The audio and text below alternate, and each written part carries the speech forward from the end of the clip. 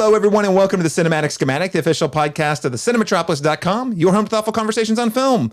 I'm your host, Caleb Masters, and today we're going up, and away, back into one of my very favorite comic book universes. We're watching a DC superhero movie starring a woman, and it's better than Wonder Woman. That's right, we're talking about Supergirl. We're going to start things off, as we always do, with an icebreaker question before we jump into a spoiler-free section where we'll do a review, we'll provide a verdict, and then we'll close out the show with an in-depth spoiler discussion.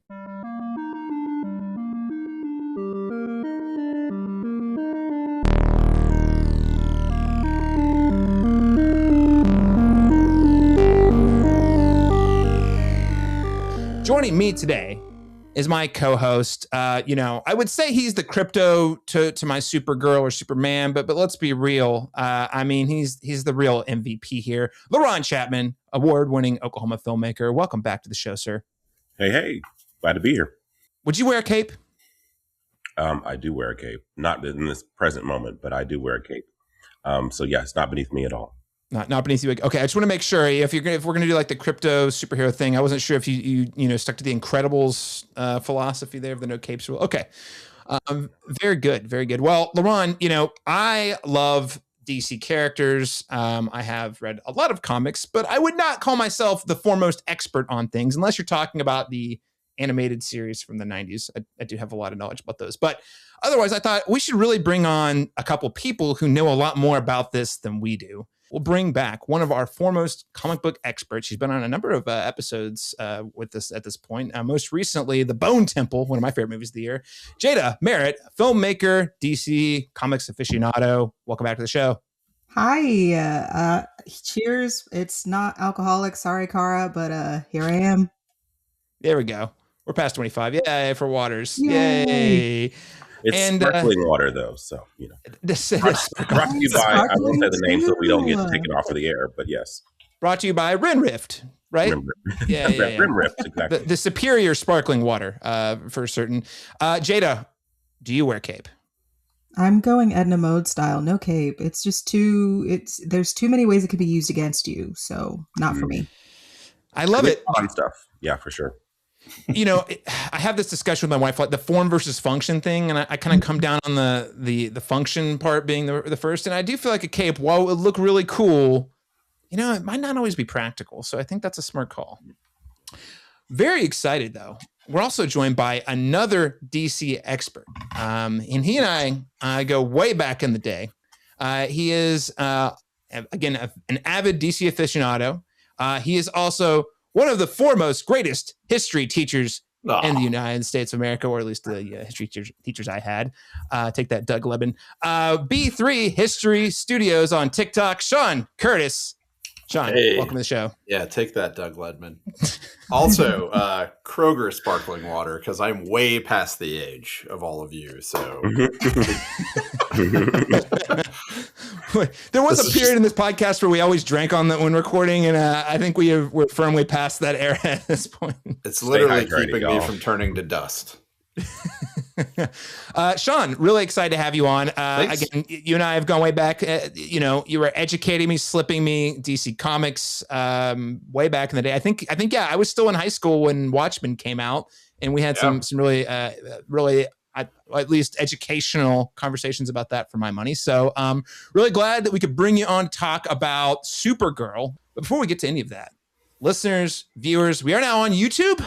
You can check us out, subscribe on YouTube if you want to see our beautiful faces, because who doesn't want to see that? You want to see us wearing our capes or no capes. And if you want to do that, you can head to our YouTube channel at the Cinematropolis, subscribe, like the video, comment. A great way to get us seen by more folks. Or if you're listening as a podcast, we're also as video on Spotify, by the way. But you can head to Spotify, Apple Podcasts, subscribe there, and give us a rating or review. It would help us go a long way. Shawn, I forgot to ask you a very important question before we get to the icebreaker, which is cape or no cape? Oh, geez. As a high school teacher, definitely not a cape, because I barely get away with the days where I would wear sandals without socks and get made fun of or picked on. If I want to make it out of the school day alive, no cape. No cape. Plus, they'll probably figure out something to do with the cape, and it won't be pretty. And I have to survive the 8 to 3. I like it. So, Laron, of course, you are naturally the fashionable one, and the rest of us are practical. Shawn doesn't want to get shoved in the locker. Jada doesn't want there to be some sort of wardrobe malfunction. And for my money, I just am too lazy to put it on. And I just want to train all the way down the hall. It's just to each his own, I guess. Guys, we're here to talk about yet another superhero movie. Laron, you and I don't even talk about every superhero movie, and yet it still feels like we talk about superhero movies a lot. We can't not. We can't not. That's the thing. The gears of capitalism and the audience demands that we talk about them because people listen to the episodes where we talk about superheroes a lot. So appreciate you listening. Yes. And I thought, well, there's been a lot of superhero movies we've talked about. We're still waiting for the day we can talk about an X-Men movie together, or a Blade movie, perhaps. But I have to ask, yes, represent. That's right, Laron. I thought just to break the ice, let's start with a question. There have been so many, but there are probably so many that have not been represented, or at least not represented well or recently on the big screen. So the question I want to ask each of you is, what is one comic book character or perhaps a team that you'd like to see a fresh take on in a film, television show, or video game? And Jada Merritt, I'll start with you. So for this one, I kind of have two answers. I'll try and be as quick as possible for that. But I kind of did like a DC answer and then a non-DC answer. So DC wise, I was going to say Booster Gold for the bit. But I think I actually really want to see a good movie about Dr. Fate. Know that we had him in the atrocious Black Adam film that did not change the hierarchy of the Marvel Cinematic Universe, no matter how much he wanted it to. Hey, by the way, Dr. Fate was a highlight in that movie. I will take that hill. Pierce Brosnan, Dr. Fate, and it was amazing. And then it was a bad movie. Yeah, no, but just for everything, every negative thing that I had to say about that movie, just anytime Pierce Brosnan was on screen, I was just captivated. I always loved Dr. Fate in the cartoons. I loved him in the comics. Just the idea of there being a man who has an entity inside of a helmet that takes over him whenever he puts it on is just really cool. It's also a really good opportunity to bring in other magical characters or magic-based characters. Like Marvel has that on lock for sure. Like DC could use some Zatanna, like folks like that. I feel like that would be a really good thing. The second one that I brought up is actually an indie comic pick. I read this one for the first time a couple of years ago. It's called The Weatherman. I believe it is I think it's oh my God, not me forgetting the name. I'm going to bring it up later whenever it's irrelevant. But it's basically a really cool sci-fi comic that's got some really fantastic art, where it's about this guy who is a weatherman on Mars, and humanity has colonized space and all that sort of stuff. And then he wakes up one day and is captured and arrested because people think that he is the leader of this terrorist group who committed genocide on Earth. So it's basically just kind of and he has a dog with him, so it's kind of fitting. But It's a super cool sort of story that's like mystery / sci-fi / did he actually do it, or are his memories wiped? Something like that. So yeah, I think that would be pretty cool. The Weatherman. They'd have to give it a new name so it's not to be confused with the reboot of the Nicolas Cage Weatherman movie. Yeah, probably. I get into that. The Weatherman on Mars. That's a cool, really cool. Lee Cronin, the Weatherman. Yes. Lee Cronin. Why are there demons on Mars? Gosh. Sheesh. Oh, it just came to me. It's an Image Comics. Image Comics. Yeah. Very nice. Lesser known comic books publisher, but also I say lesser known amongst people who do not read comics. They are not DC or Marvel, but it's another publishing house that has published a number of really hit independent or hit non superhero stuff. So yeah, great call out. Laron Chapman, what is one comic book character or team you'd like to see adapted for the big screen, television, or in a video game? Okay, so I'm already preemptively preparing to be canceled for this, but I actually really love Batman and Robin, not because I think it's a good film, but because they commit to this kind of campy universe that I really think speaks to a lot of the cartoons I used to watch in terms of the tonality of it. But I still feel like we haven't really gotten a proper Mr. Freeze or Poison Ivy, you know. So I would like to see like a dark-sided, like actual, not Arnold Schwarzenegger is basically what I'm saying. You know, not whatever the hell that was, but you know, like all the praises go to, you know, Uma Thurman as Poison Ivy, because I think she just retroactively was everyone's crush at that time, regardless of gender. If they weren't before the movie, they certainly were after the movie. They certainly were after that, absolutely. But I think Mr. Freeze is an interesting character, a very tragic character, and I think that that there's opportunity for some pathos there. I think it would be really hard creature design wise. Like, I don't know how they would construct that in a way that wouldn't come off as garish or cheesy or what have you. It would be a challenge for sure, but I think if it was done right, I think the meat of the story with that character is very interesting, and I'd like to see a version of that, you know, reintroduced. And that's obviously in the DC world, but yeah, no, I think that's a great call out. That was actually one I didn't roll with. It was on my short list though. So for listeners, if you haven't, if you're not familiar with Mr. Freeze, you've only seen him in that movie, go check out Batman the Animated Series, the one listed on HBO Max once again.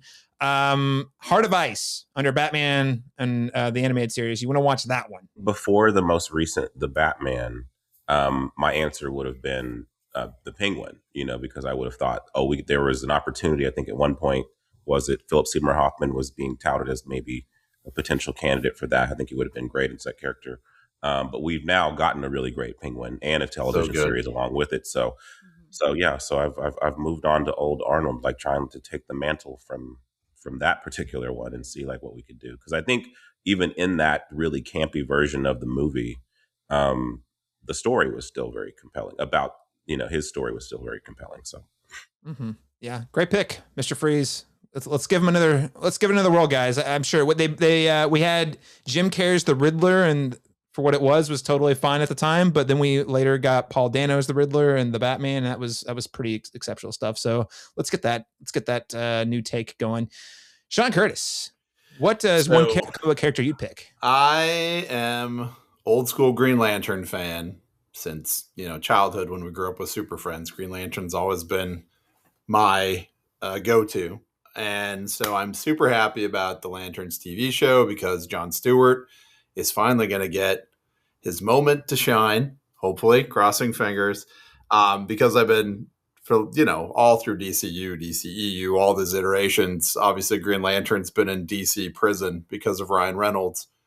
And we can't show Green Lantern. We can't show Green Lantern. Come on, just give me my Green Lantern. So I'm very excited about this. Like, you know what? I'm gonna be hated for this, but hey, the movie had great points. It was one of the first superhero movies they tried to set in space, even before Marvel did it. They just overloaded it. They could have done the Emerald Dawn storyline with Sinestro becoming evil and left it at that, but they had to throw in Hector Hammond, whole stuff. So, but Green Lantern does not deserve to be in prison. And that core has got so many great personalities that you can throw out there. So Boudica is great. Chip would be hilarious. So I'm very excited. Green Lantern's getting his parole. And again, that we get a shine on Jon Stewart. And I'm hoping it all leads up to the greatest moment in comic books history, which is when Guy Gardner gets laid out by Batman and that solid punch to the face.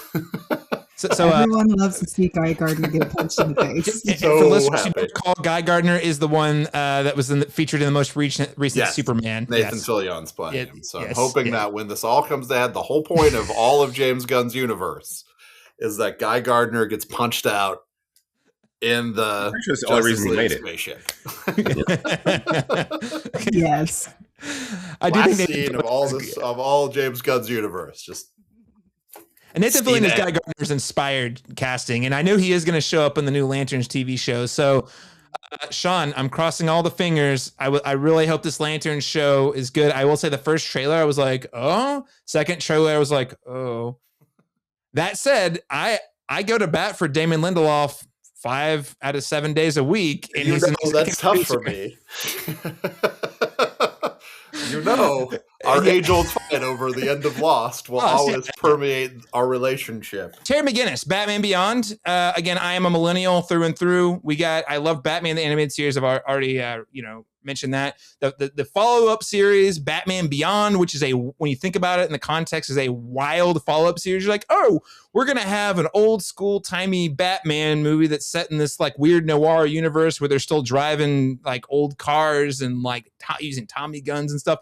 And then the sequel series is a cyberpunk featuring a young Batman. Anyway, just truly bizarre follow-up that it has a special place in my heart. But Terry McGinnis, great Batman. It's sort of like if you took Iron Man and Spider-Man and made them one and put them into a Batman kind of like damaged persona. That's what you get. And it's not, I think we were past the point of this being an option, but at one point there was the idea that we would get like a Batman Beyond where like Michael Keaton was playing the old grizzled Batman. Old grizzled Batman sits in the Batcave and sort of like talks to Terry all the time and tells him what to do. And anyway, I would love to see that represented on the big screen somehow. And make it cyberpunk, make it Blade Runner, like lean in really hard. The cyberpunk Netflix series Edge Runners is getting a second season. That video game sold tens of millions of copies, so I think the cyberpunk genre is right for the picking. We've got a lot of superhero stories, not too many actually set in a true cyberpunk universe. We've got a lot of cyberpunk adjacent type stuff, but not one that's like, oh wow, this is 80s gritty cyberpunk dark. So I would love to see a Terry McGinnis Batman Beyond live action. Listeners, what is one comic book character that you or team you'd like to see adapted to the big screen, television, or video game? You can let us know. If you're watching on YouTube, comment below. You can also hit us up on Instagram at the Cinematrop. We've been posting a lot of shorts on there lately. Or you can simply send us an email to the cinematropolis@gmail.com. All right, with all that being said, let's get to our spoiler-free review of Supergirl.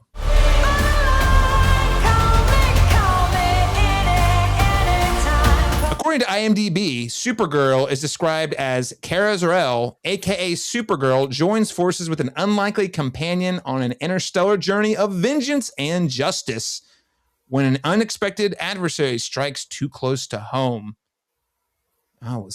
Journey of vengeance and justice. Can those be the same thing? I don't know. We're going to talk about that. A few fun facts about Supergirl. This is the second film in James Gunn's DCU that kicked off last year with Superman, starring David Corenswet as Superman. Both of these films are also set in the larger Chapter 1 of the DCU, known as Gods and Monsters. This film was written by Anna... I'm going to say it. Sorry, Anna. I hope I'm not butchering your last name. Anna Nagira, and directed by Craig Gillespie. Anna's less known. Craig Gillespie, you definitely recognize his work. Most notably, he got a big boost with Lars and the Real Girl back in the day. I, Tonya, Cruella, Dumb Money, and my personal favorite, the Fright Night remake, which is very underrated, by the way. This film stars Milly Alcock, most well known for House of the Dragon as Kara Zor-El, Eve Ridley as Ruthie Knoll, David Krumholtz, didn't know he was in the movie, as Zor-El, Jason Momoa as Lobo, and David Corenswet as Kal-El, Clark Kent, Superman. I believe, and either the listeners or anyone else on the panel can correct me, this is the first actor to cross over from the DCEU as a completely different character. We had John Cena, who crossed over as Peacemaker on the television show, but he is still playing the same character. Again, if I have missed someone, please let me know. Supergirl is budgeted at an estimated $186 million, and not great news as of this morning. Its opening weekend, it underperformed considerably, debuting at a disappointing $38 million from 3,600 North American theaters and $68 million globally. Just for context, that's only $8 million more than the He-Man movie that came out a couple weeks ago, and that was considered a massive flop, sadly. Now, this film is largely based on, pull it up for the photos. We've all got copies. This is based on the 2021 to 2022 comic book miniseries Supergirl World of Tomorrow. This is one written by Tom King. My copy comes courtesy of Alex Palmer, who guested on our Superman show last year. So that is a little bit of Supergirl. everyone, this is a fresh panel. We had a totally different panel. Laron was working on a film production last year, didn't actually join us for the Superman show. So I thought this might be good for us to talk about last year's 2025 Superman, just to kind of provide some context for our listeners and viewers about like, hey, what do we actually even think about this whole new DCU project? And Shawn, I'll throw it to you first. What did you think of last year's Superman? Well, first let me say, as a technicality, Shawn Gunn came over from Suicide Squad as Weasel, but also voices G.I. Robot in Creature Commandos.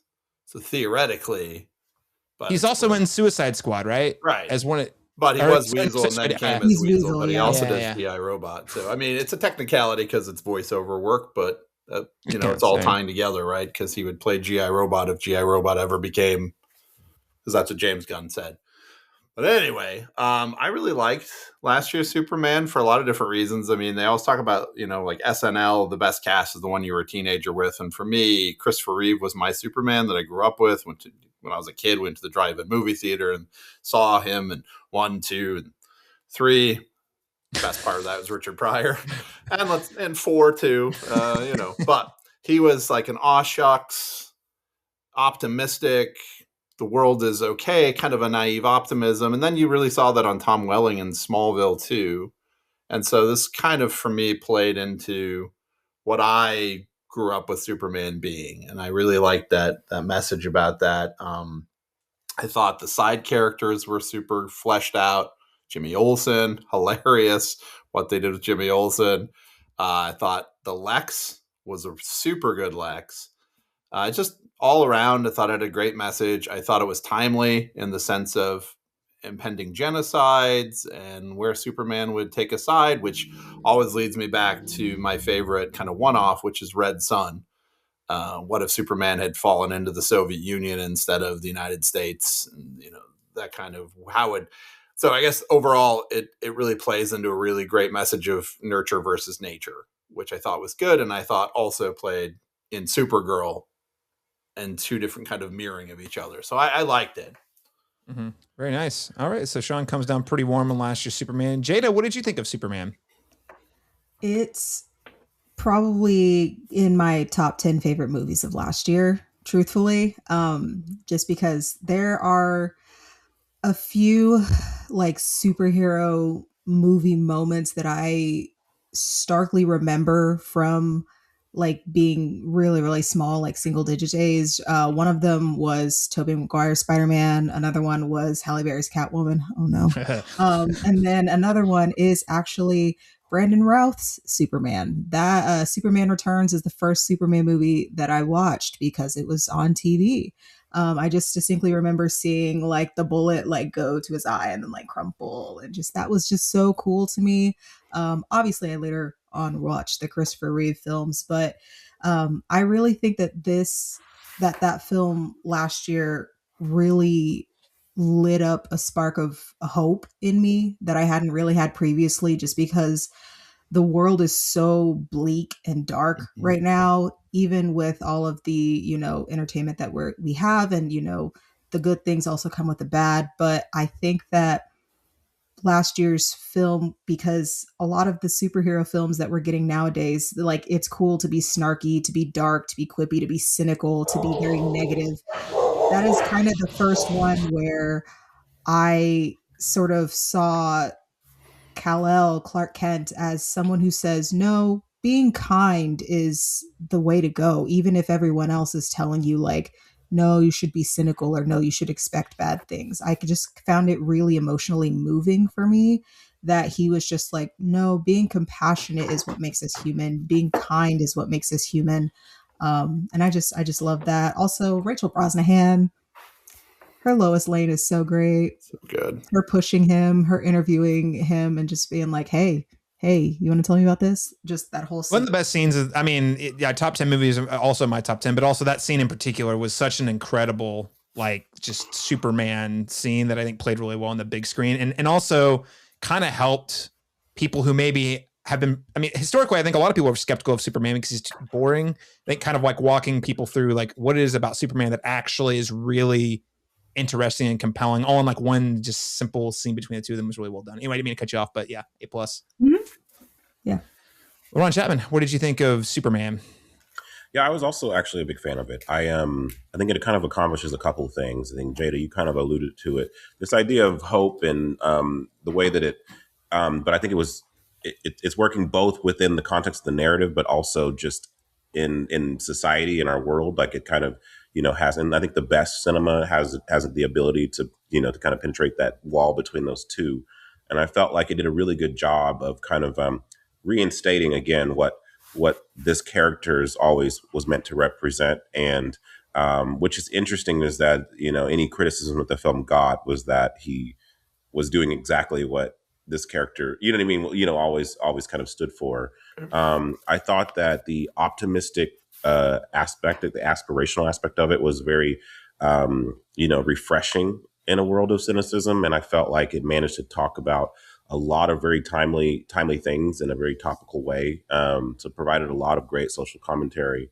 And then I thought David Cornsweet and Rachel Brosnahan had a really, really, really dazzling, chemistry with one another. So they were very pitch perfect, I think, in many ways. So there were a couple things with the film in general that just structurally had some issues with, but overall, I felt like with the onslaught of films that we've gotten up to that point, this felt like a bright spot, not just for again as giving a warm hug and towards the audience, but also what the state of these type of movies are and what they can be and what they can represent. And so I thought it was a good beacon for that.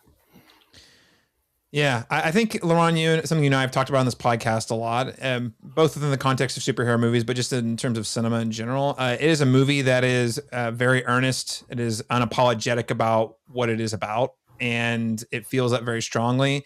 And it was great to see, I think, Jada, you talked about this too, like instead of being snarky or cynical or, even I mentioned He-Man a minute ago, being almost ashamed of the lineage of Superman. It said, nope, this is Superman. He's a Boy Scout. And here is why that's really important, but also a lot of fun. And listeners can go and check out our Superman review we did last year. I won't repeat too much myself. I think you guys have all summed up pretty well why I think it works exceptionally well as a movie. But just to boil it down at the end of the day, I think it's that it inspires all of us to want to be better humans towards one another. It inspires us to hold the people in power more accountable.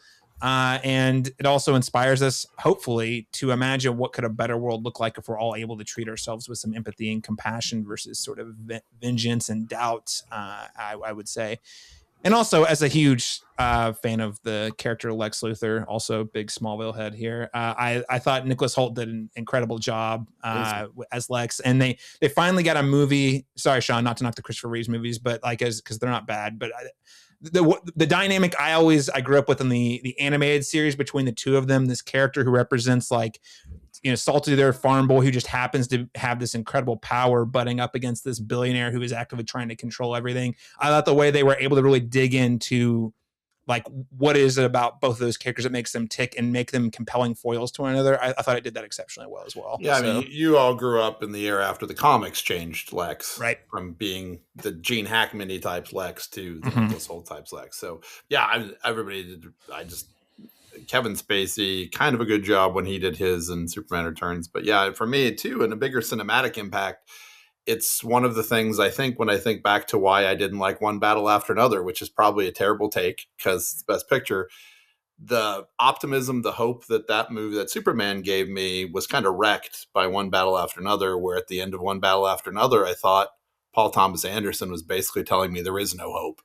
This is going to be a never-ending battle that everyone's always going to lose, and there's no joy, no hope, and it's futile. Whereas Superman, I was like, there's hope in what we're going through right now, that there is a light at the end of the tunnel. And so it gets bigger cinematic impact. It wrecked One Battle After Another for me, watching them back to back. Yeah, I think David Cornsweet's Superman is probably one of the first ones that I can really feel embodies the phrase truth, justice, and a better tomorrow. Mm-hmm.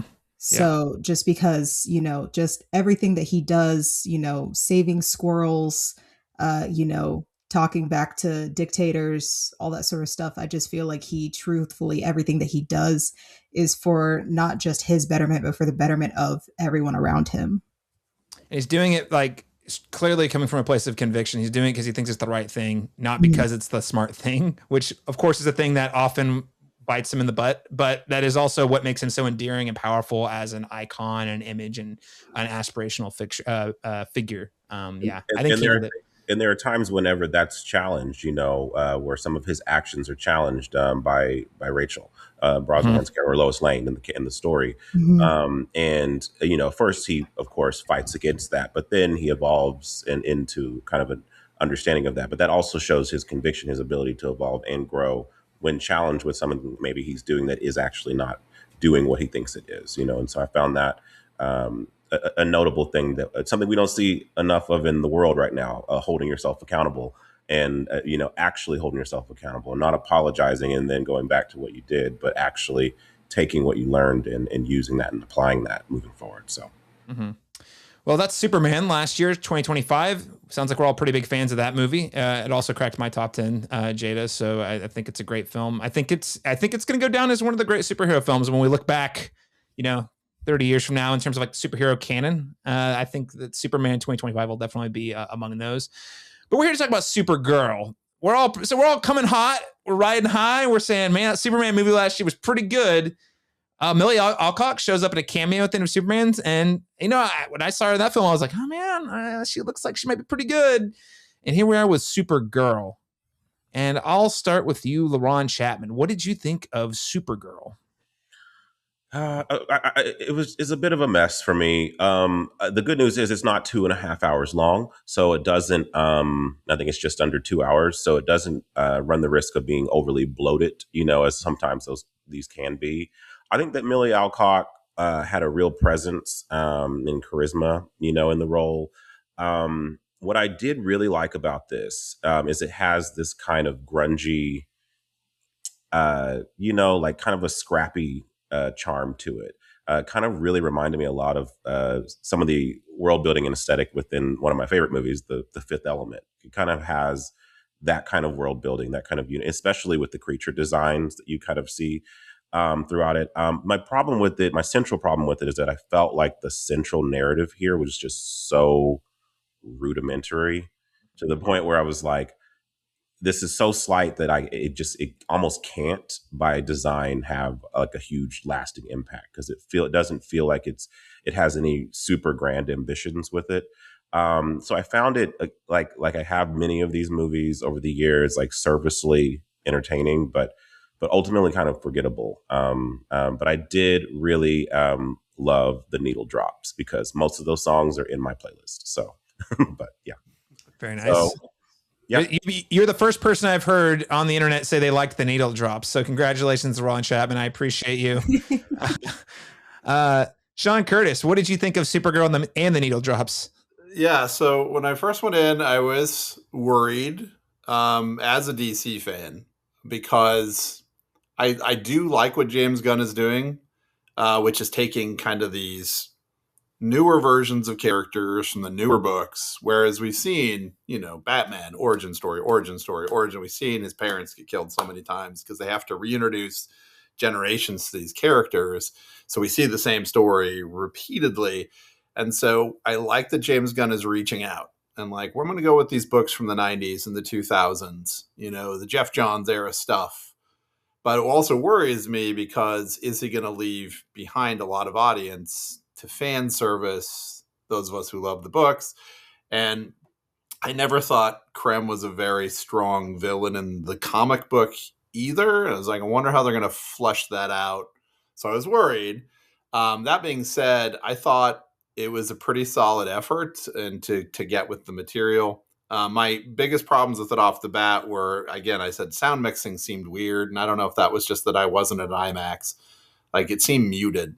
The songs, the needle drops, the color scope. The book is so bright and vivid, and the color scope was kind of muted as well. So mine were more technical things with that, but the arc, I think you said too, the story arc, I think they could have used a little more time to develop her and Ruthie's relationship. What I love about the book is each issue, she is very, standoffish and cold to Ruthie, but still there's some kind of humanity developing underneath it.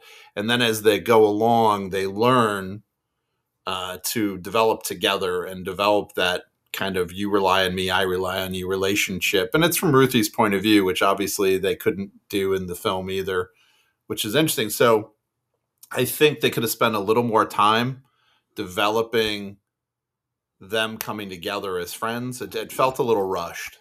Like, oh, now we're friends. Now I'm okay with you. The arc wasn't there. I like it was surface level stuff, and I missed that arc. And I think they could have done it. I was thinking, what could they have done in certain ways? I think I love the stuff on the bus. Yeah. And that's so great in the comics too. I think they could have used that bus more. So they go to a planet, they ride the bus. Oh no, we're back on the bus. We're in comedy relief time. They go to another planet, and then they get back on the bus. And oh, we're back on the bus. You could have done needle drops on the bus and just used the bus to segment out the planets as it was. I understand time-wise and stuff, and they also had to fit in Lobo and things, but I was just, I wish there was more. Did they have to fit in Lobo? Did they have to fit in Lobo? So I was reading about it, and Tom King originally wanted Lobo in the book, and there was an original plot, so they wanted to put it back in. Now, I'll say this about it is I'm hoping, and James Gunn, if you're listening to this whatsoever, that Lobo plays a role in Lanterns. Because I thought, gosh, this is a perfect moment to have a character that's developed that you're going to then pilot into being a constant source of conflict in Lanterns as they travel through the universe. And just have Jason Momoa pop up in places and just be kind of that foil to their energy. So I did like that. So those are kind of things I had a problem with. But once I put it aside as a superhero story and saw it, well, it's not really a superhero story. It's more of a coming of age story. I did like that stuff. I liked the stuff on the planet with her parents. The backstory that we don't often see was nice. I thought Milly Alcock and Eve Ridley, phenomenal job for what they had to carry through that. The costuming was great. I love kind of that Star Wars cantina vibe that was there. I did like most of all that there's a developing conflict that I see coming with the lightness and the darkness of Kara versus Clark.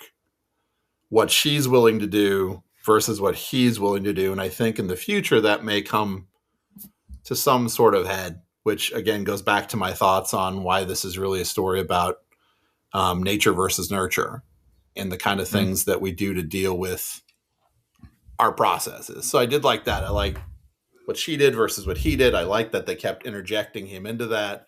So that stuff was really good. And I think that's pretty solid. I just missed that arc that the comics had. And I understand they had to cut for time, but it would have been nice. Deflated a little bit of the character, but I think you're right. The we'll drill down a little more on this in a second, but the comic definitely seemed like coming from Ruthie's point of view helps you get inside her head a lot, which makes it makes it easier to buy stuff that's a lot harder to adapt in shorter form on the big screen to have those like meaningful connections. Jada, what did you think of Supergirl?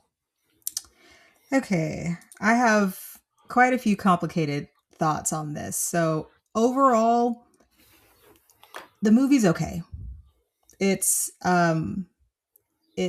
fine, it's cool, but that's also precisely my problem with it.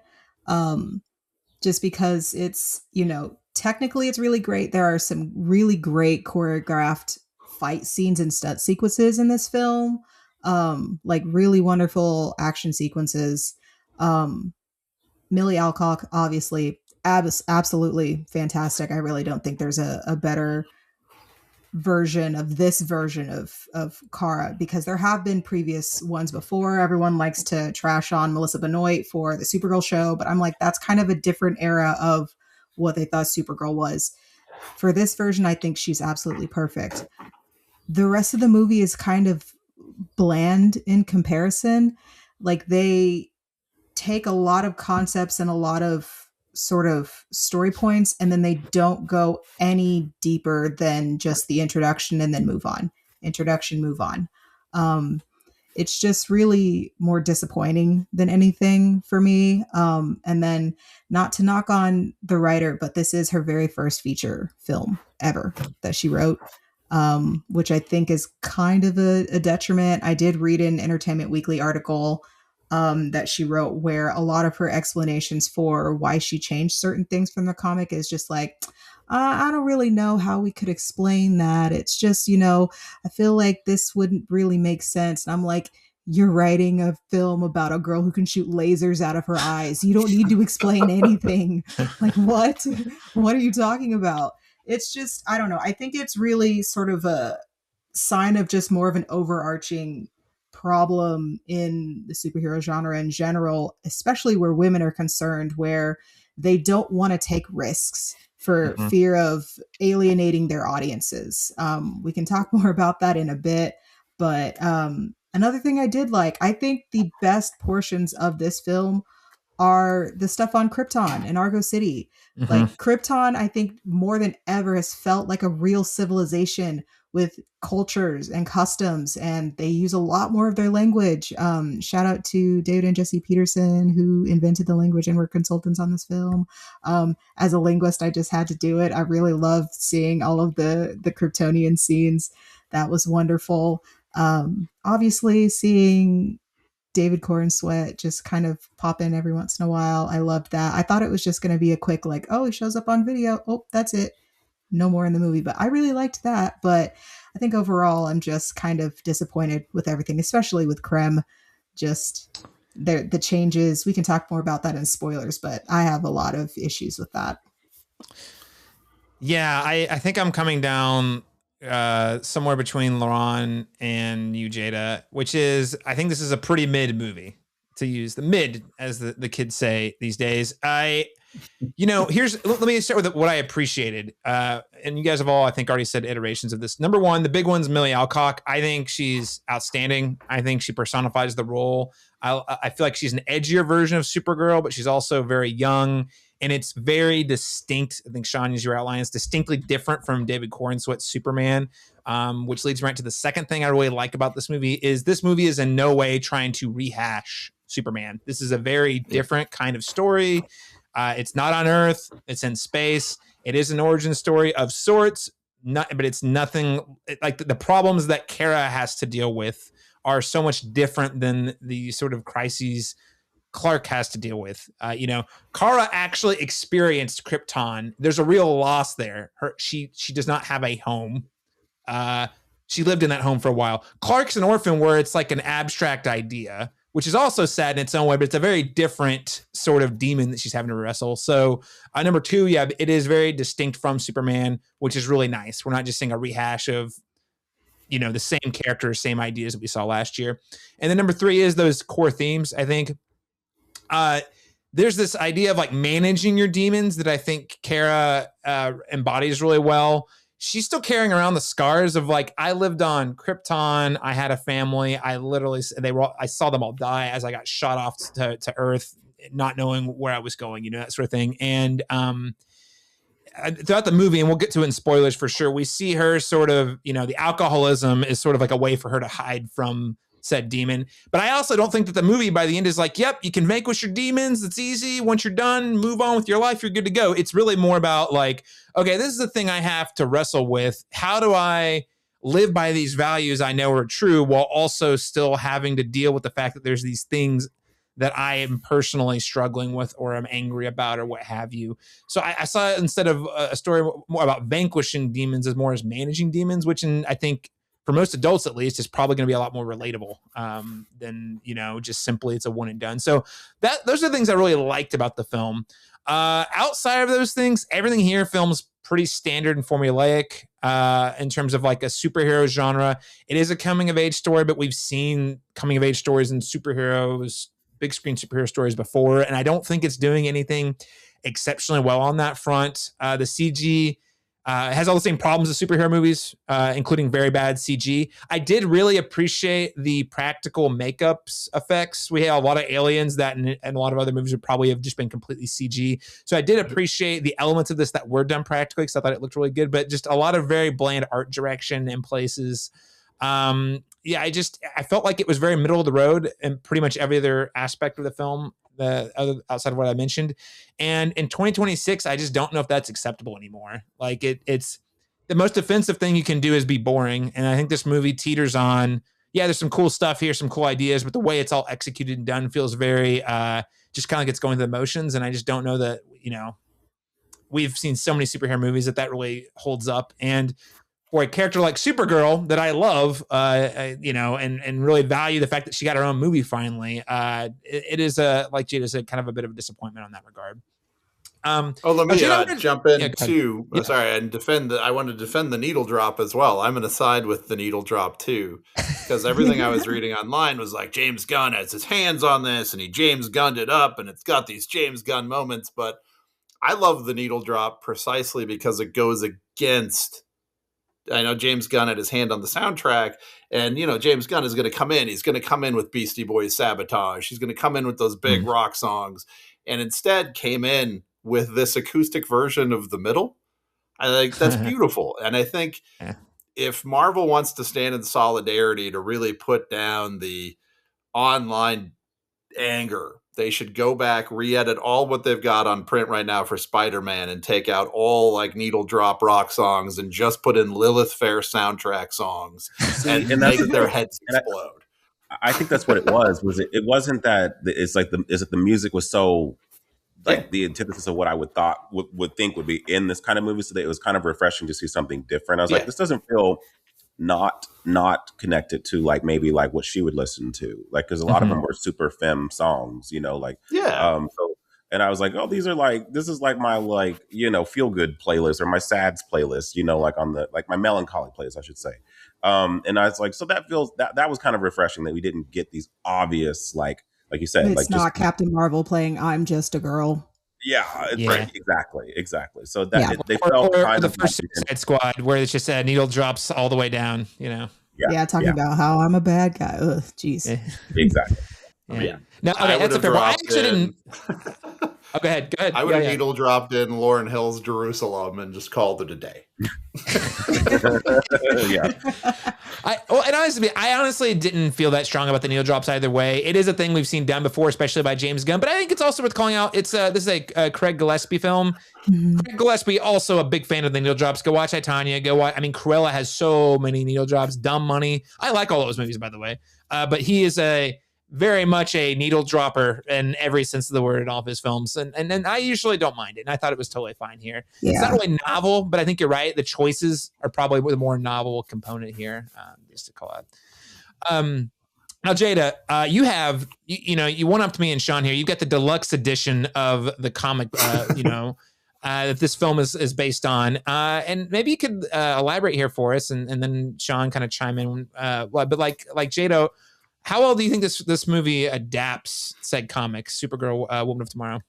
I think before I get into the story points, I think the live action look of this film is kind of almost like a gray blob compared to the comics, which I mean, obviously art cannot always be imitated in real life. Just you felt the different sort of vibe of each planet and each galaxy as they would travel through them.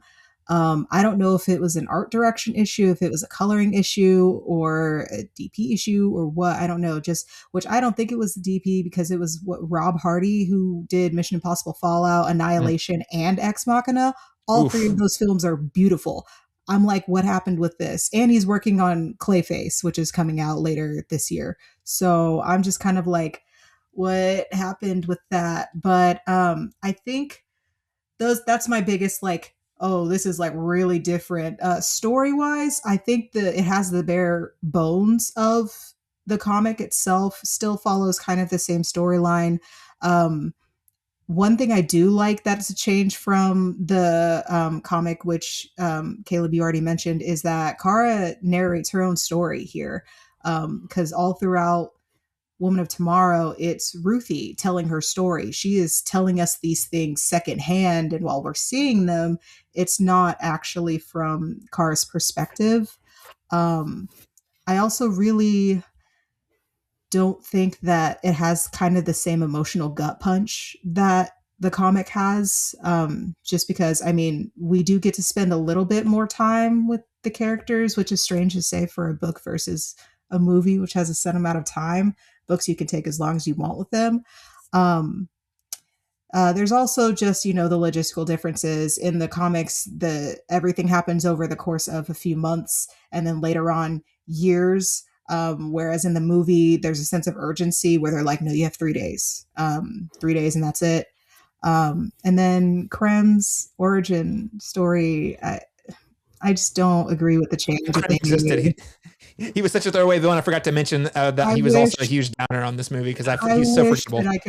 I wish that I could forget. But I really, truthfully, again, this is from me reading the interview with the writer, Anna.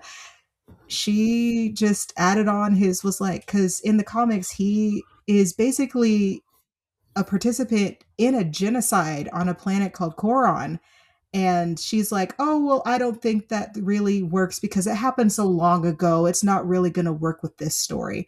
And I'm like, you're saying that a girl who watched her planet and her people die wouldn't be a good adversary for a villain whose whole thing was that he committed genocide? I'm like, where's the disconnect? I feel like that is a much better dichotomy than what they did in this film, which I feel like they just redid the story, the villain story, to just be like, oh, see, we're timely. We care about women. These things affect women specifically. I'm not going to say the W word. We're in the know. There, no one's talking about how this movie does include a subplot about sex trafficking. Just calling that. I mean, it's worth calling out. So, Yeah. Shawn, anything you want to add there about your kind of the differences from the comic that stood out to you? So first of all, some of the fun stuff. Where's the flying horse? No, Comet the horse. No Comet. What? Where's Comet? I definitely put the color scheme. Like I said before, most of the stuff I already said before. Like the color scheme in the comic book is so beautiful, and I got really excited in the beginning when she was floating in space on her bar crawl and she was at that nebula and it had the purples and the pinks and the blues. The comic just reminds me of a rainbow in so many ways, just so dark and muted. The genocide plot I definitely had in my notes as well. I thought that would have tied so nicely into Superman and what he was dealing with, and so looking at how they both dealt differently with genocidal leaders, and you could have again done that mere light and dark of Kara and Clark. And I really liked that sequence too, because it really dealt deeply with race and why the genocide happened, and removing that takes away that storyline, which again goes back for me for Green Lantern. One of my absolute favorite moment in Green Lantern comics was the Denny O'Neil, Neil Adams Green Lantern Green Arrow series. When back in the comic code, Green Lantern is fighting, and then there's an African-American man on the street, and he asks how Green Lantern has fought for centuries, for purple people and blue people, but never anybody who looks like me. And Green Lantern has an awareness, and then him and Green Arrow go on this journey of understanding. And I thought, gosh, that would play so nicely into why Jon Stewart became a big Green Lantern character. And then you could feed that in the Lanterns, you could feed that in these other plot lines. So I just thought it was a missed opportunity, because that for me was definitely, like you said, the gut punch of the comic book was when they end up on that planet where everybody's hiding a secret. And you're like, what secret are they hiding? And then you find out and you're like, oh my gosh. And that was Krem. And again, that was what I was worried about, was Krem. How do you flesh Krem out as a villain? I think that would have been a great opportunity to really show just the darkness of Krem that got left behind, because you can't really do anything with him otherwise. He just disappears throughout the comic book so often and then just reappears. But this is the gut punch. So I thought that being left out was hard. I like the Argo stuff, because that felt like how I felt when I read the book, when she watched her mom and her society die. And I'm hoping that Argo eventually just kind of morphs into being the city of Kandor when they bring in Brainiac. But so let's go. And then Brainiac finally happening next year, 2027, the year we finally get a big screen Brainiac. Here we get closer to Bizarro. We'll Bizarro Superman. We'll get there. Yeah, I mean, that's just that. Again, I talked about it before, the missed opportunities to do comic relief on the bus, that you could have had random weird characters, because that was funny parts of the comics. So I think just that overall arch was You missing. mean But Seth it is Rogen's good as it uncredited cameo wasn't enough for you? Yeah, I love Seth Rogen popping up. He's basically DC Babu Frick. Yeah. Like, he's uncredited too, because up to the credits I was like, where's he at? No, he's not there. Okay, but that was definitely him, right? I'm not crazy. Okay, Seth Rogen. The bus thing may be inspired because I just seen Stop That Train the day before as well. That was so funny. Everybody on that train playing it. I was like, oh, maybe I'm just being influenced by how much I love Stop That Train. Well, something, Jada, you mentioned a moment ago that I want to chat a little bit about, and that is sort of how we compare Supergirl to previous big screen incarnations of superheroes. And listen, you know what?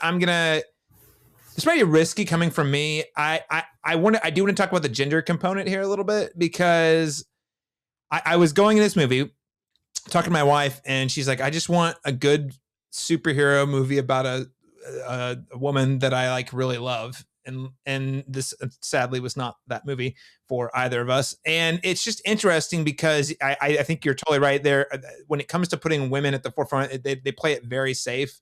I mean, let me kind of, like, in the last 25 years, we got the 2 Wonder Woman movies. We got Captain Marvel, got The Marvels.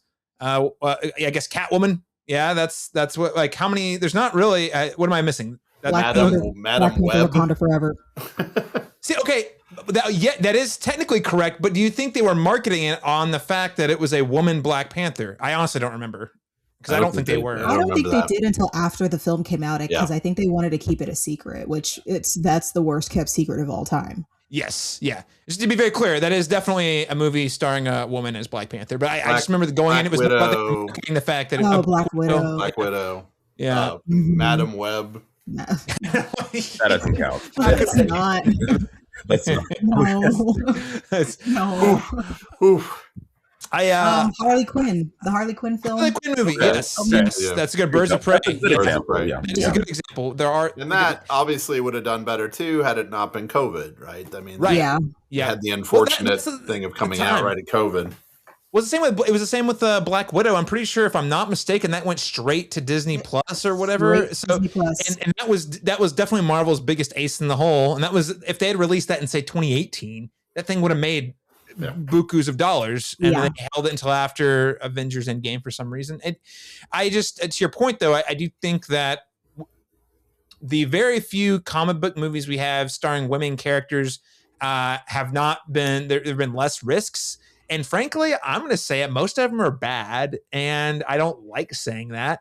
Trust me, I didn't even review Wonder Woman, the first one in 2016 or whatever it was, because I was like, oh no, it's bad. But I don't want to be the person out there on the internet saying it's bad, because I want them, because you obviously, especially that one, I'm like, we need women, superhero movies starring women, to like be financially successful. So I'm like, I'm glad you all loved it. Go see it, because it needs money. But like, I actually thought it was a bad movie, and I thought the follow up was even worse. And Captain Marvel, kind of forgettable. Like, I don't know. So just in terms of, when you think about how you would compare Supergirl to, other female heroine comic book adaptations, I mean, what is your take on Supergirl? Does it nail it? Is it a huge failure? Like, how would you kind of like, if you were to describe it in comparison to the others? Jada?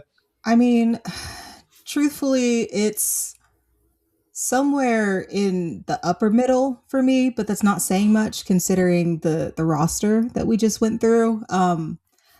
Truthfully, I think the one standout is, even though it wasn't advertised, it was Black Panther Wakanda Forever, because that is a largely female-led cast. Even with the, Namor and M'Baku and everyone else that they have in there, it is because that breaks away from the formula. Like, I don't know who, again, this is an overarching industry problem. They just love to create stories about women centered around moments instead of actually fleshing out full storylines. Like the Wonder Woman movie. Yes, the no man's land scene, absolutely incredible. Mm-hmm. Everything else around it is not that. And I'm wondering, why can't you put in the effort or care to do that, but for an entire film, because we've seen it with countless male comic book characters. We've seen it with teen movies. Even when the teen movies will put the women characters to the side and they won't afford them a backstory. Again, I do agree with you where you said that Black Widow, if it had been released in like 2018 or something, it would have made $1 billion. I agree. The first thing that should have come out after the Avengers instead of Iron Man 3 is Black Widow, and they didn't do it. Only after Captain Marvel did okay in theaters where they finally like, oh yeah, we can do that. It's just this constant cycle of a problem where, you know, I think we're past the point where everyone has to see a leading woman on screen and be like, oh, well, she has to, you know, face misogyny, and then she has to stand up for herself and verbally tell everyone that she's facing misogyny, or she's, you know, gonna be the big badass woman and blah, blah, blah. They're not allowing women to be complex, flawed characters, which, I mean, even with everything in this movie that Supergirl did have, that Kara had as a flawed character, they eventually basically have her shift that a little bit to be a big sister to Ruthie, which I really think kind of takes away from her agency and her ability to grow on her own as a character. Like, yes, they do affect each other, but in the comics, Ruthie ends up being the one to, you know, talk Kara down off of a ledge at the very end, which they do the complete opposite in this movie. And I'm like, at the beginning of this movie, Kara wouldn't have done that at all. Like, Kara doesn't care if you kill this person or that person or whatever. Like, she's just, you know, I don't know where I'm going with this, but I just feel like I'm just so passionate about women. I love women.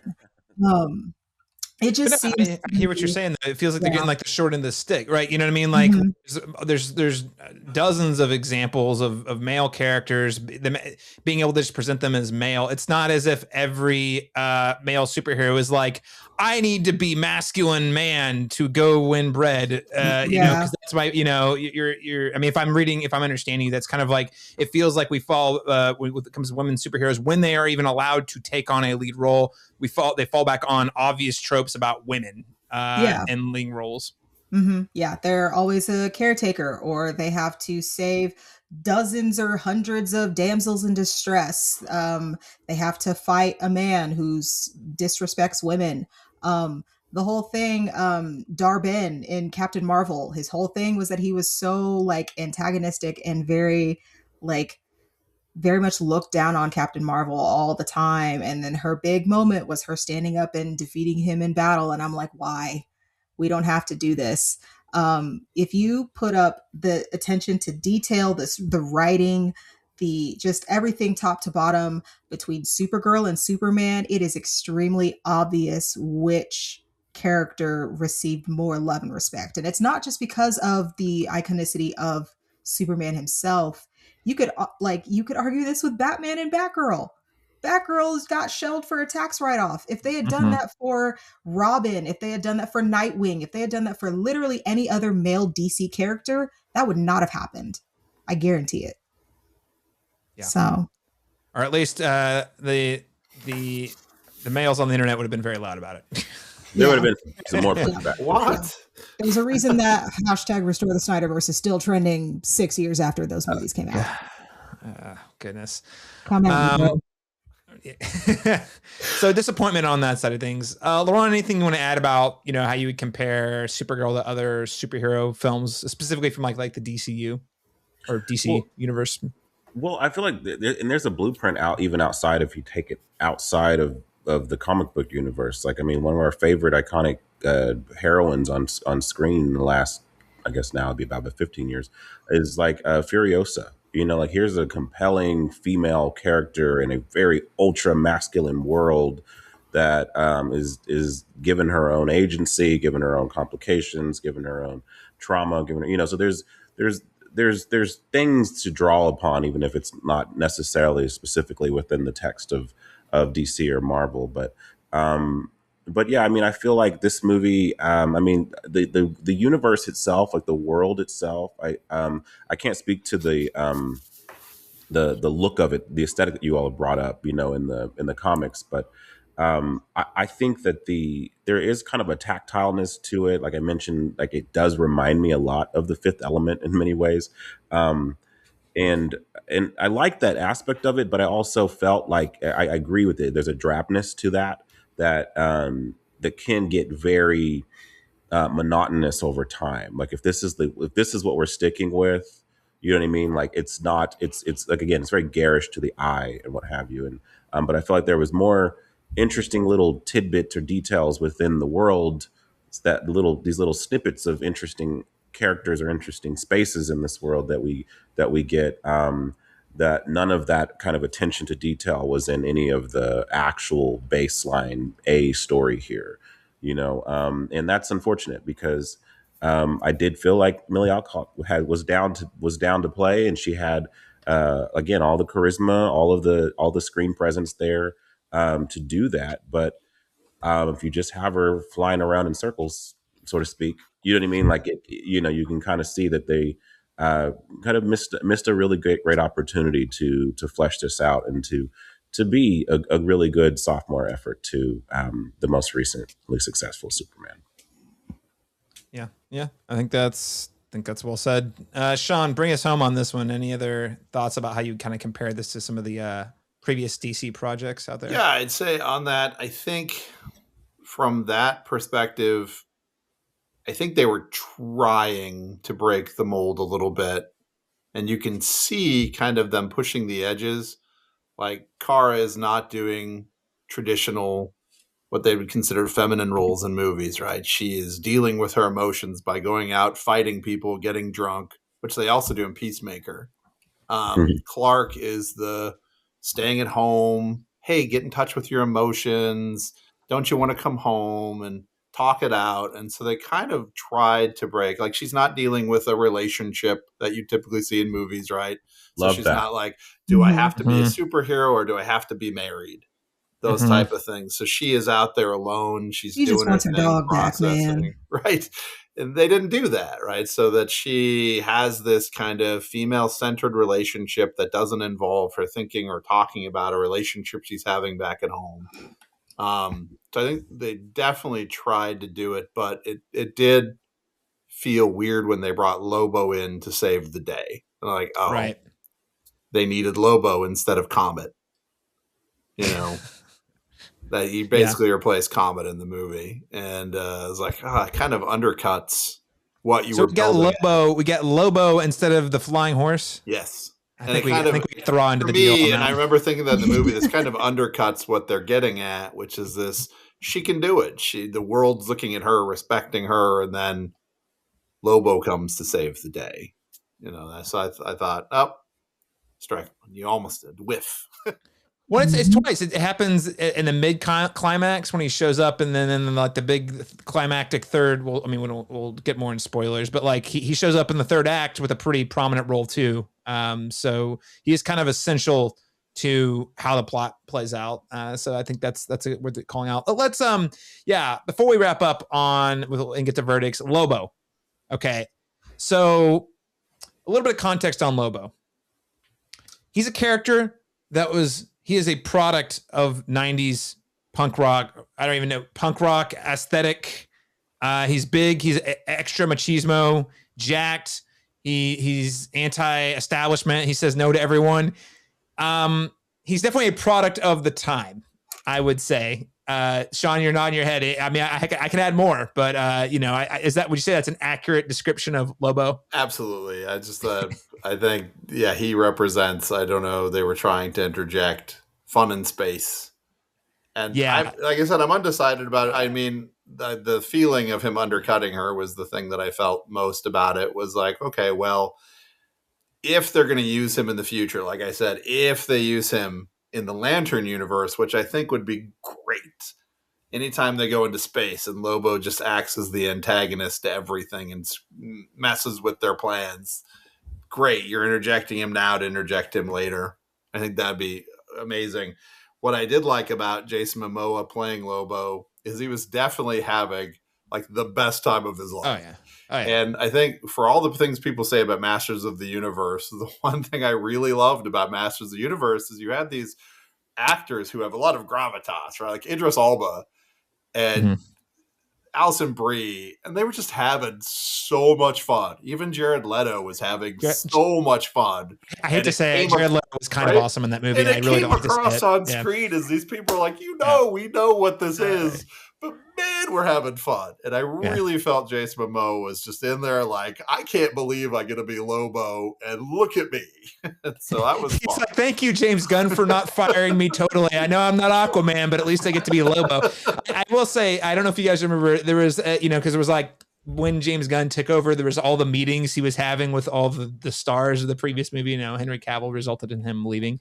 I do remember Jason Momoa having a very strong social media reaction, like, thank you, James Gunn. I love you so much, bro. You're the greatest. And he's like, oh, okay, he just got recast as Lobo. Even though they didn't tell us that's what was happening, I was like, I'm pretty sure that's what just happened, because Jason Momoa, when he got cast as Aquaman, was the most bizarre casting choice I'm like, wait, Jason Momoa, the big Jack guy with the big, isn't that Lobo? Isn't that who he's supposed to play? That was my actual reaction. I was like, isn't he supposed to play Lobo? He's playing Aquaman.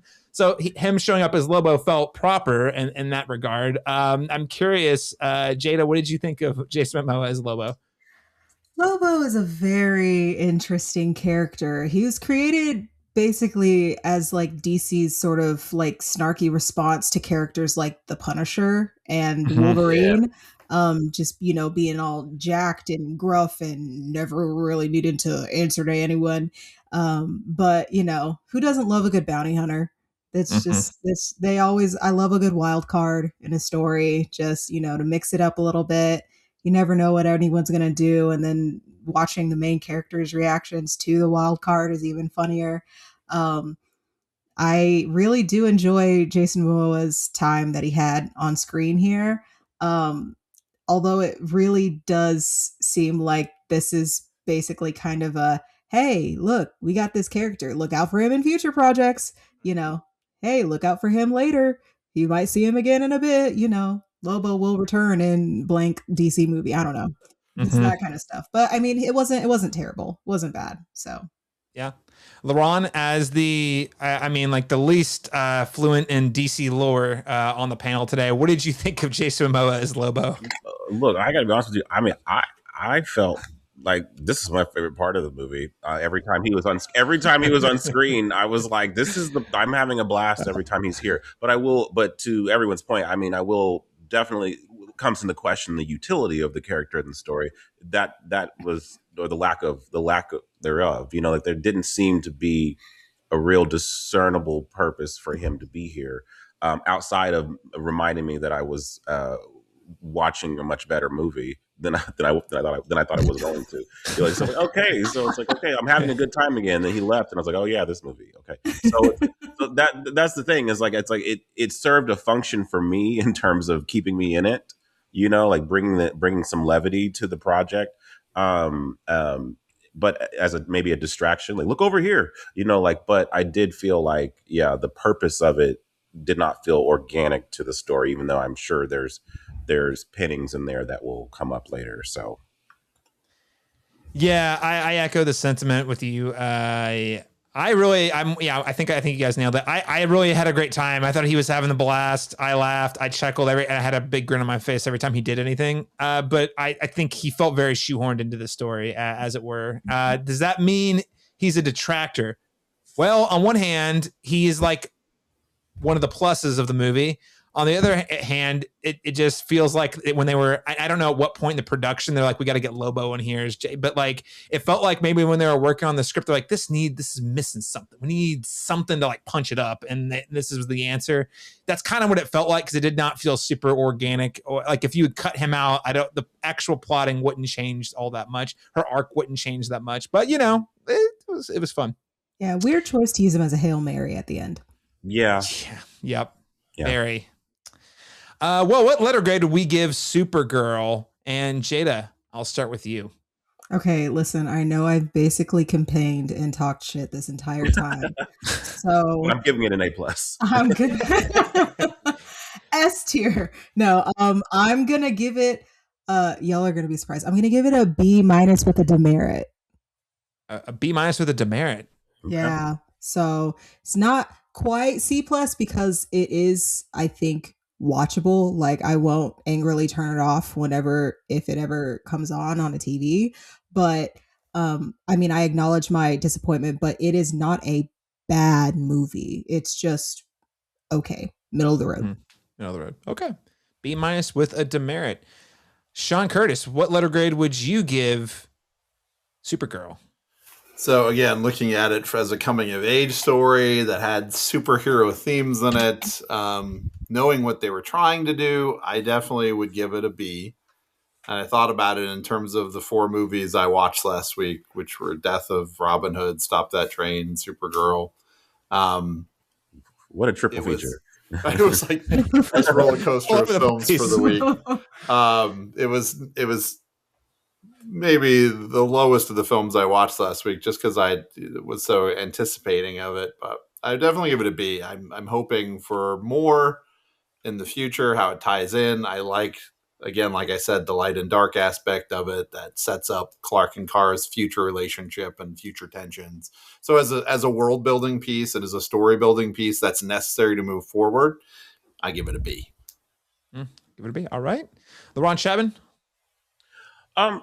This is not offensive. I wasn't like rolling my eyes throughout the whole process. I mean, it was serviceably entertaining. I felt like it's not a train wreck that I think some of the reviews have kind of suggested it is. But it is a notable step down, though, in quality and storytelling from the most recent, very high highs of Superman. And I think that's probably what we're all wrestling with the most, is that this isn't terrible, but man, it's also not that. And it would be great if it was closer to that. So it feels just by comparison, it just feels far less urgent or necessary or in that way. So, in kind of a filler episode of sorts, and so I'm going to go with a C plus. I don't have any like strong feelings about it one way or the other, but that's also kind of a problem too. So yeah, no, I hear you. I mean, especially if it's featuring a character that you really want to love. You walk away feeling like, it was just all right. Like that's not a great feeling when that's not, that's not the reaction you were hoping you were going to have. Coming out of the theater, I gave it a B minus. Again, you can check out some of these instant reaction vids me and Laron have done right after seeing a movie in a theater on our Instagram at the Cinematrop. But I give it a B minus off the cuff.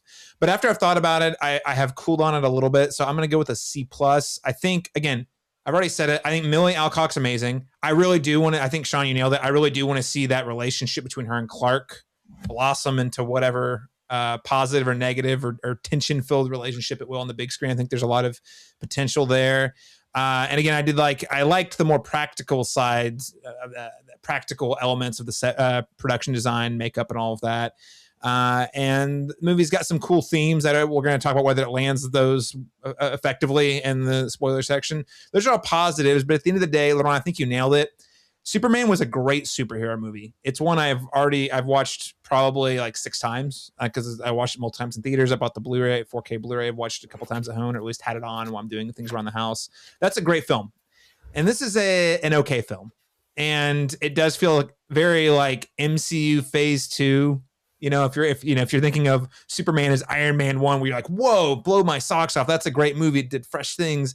This feels like okay, we've seen 10 more of these, and this one's not bad, but it feels very slight, feels passable. And again, for a movie about Supergirl, a character I want to love and want to see be successful, it is a little disappointing in that regard.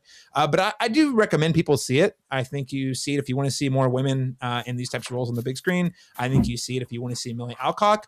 And if you're a DC fan, I think you see it because you get to see Kara Zor-El on the big screen as well. And I think seeing Lobo is a great time. So I think there's actually a lot of reasons to say nice things, but it's going to be a C plus for me. On that note, what else would we recommend to go alongside Supergirl, film, television show, novel, music, video game, other media? Shawn Curtis, what do you got? Talking specifically about where to see Supergirl in her, or Like, what else would you recommend? It could be another Supergirl story. If people want to know about Supergirl, I would always recommend, first of all, obviously reading the source material for this. I don't mind the Helen Slater movie from '84 because, again, grew up with it. It's got a lot of heart. It's got some aspects that are weird, but you should follow that up by watching Helen Slater crush it in Legend of Billie Jean. And then you can stream the CW show, which my daughter and I watch all the time, and we're on rewatch, I think, number 2 or 3 of it because it's just fun. It's got a lot of fun characters and villains of the day. And then obviously you'd want to read Crisis on Infinite Earths, which changed the DC universe in the 80s and was the death of Supergirl and how she sacrificed herself for the greater DC universe, just to really understand that she's more than just Clark's cousin. Mm-hmm. Yeah. Well said. Crisis on Infinite Earths. Good recommend there. Jada Merritt, what would you recommend to listeners check out alongside Supergirl? I'm so excited to talk to you guys about my Lord and Savior, Invincible. Okay. Anyone who follows me for another season for 2 weeks, season 6. Yes. Anyone who follows me on social media, anyone who has talked to me in real life knows how much I love Invincible. Oh my goodness.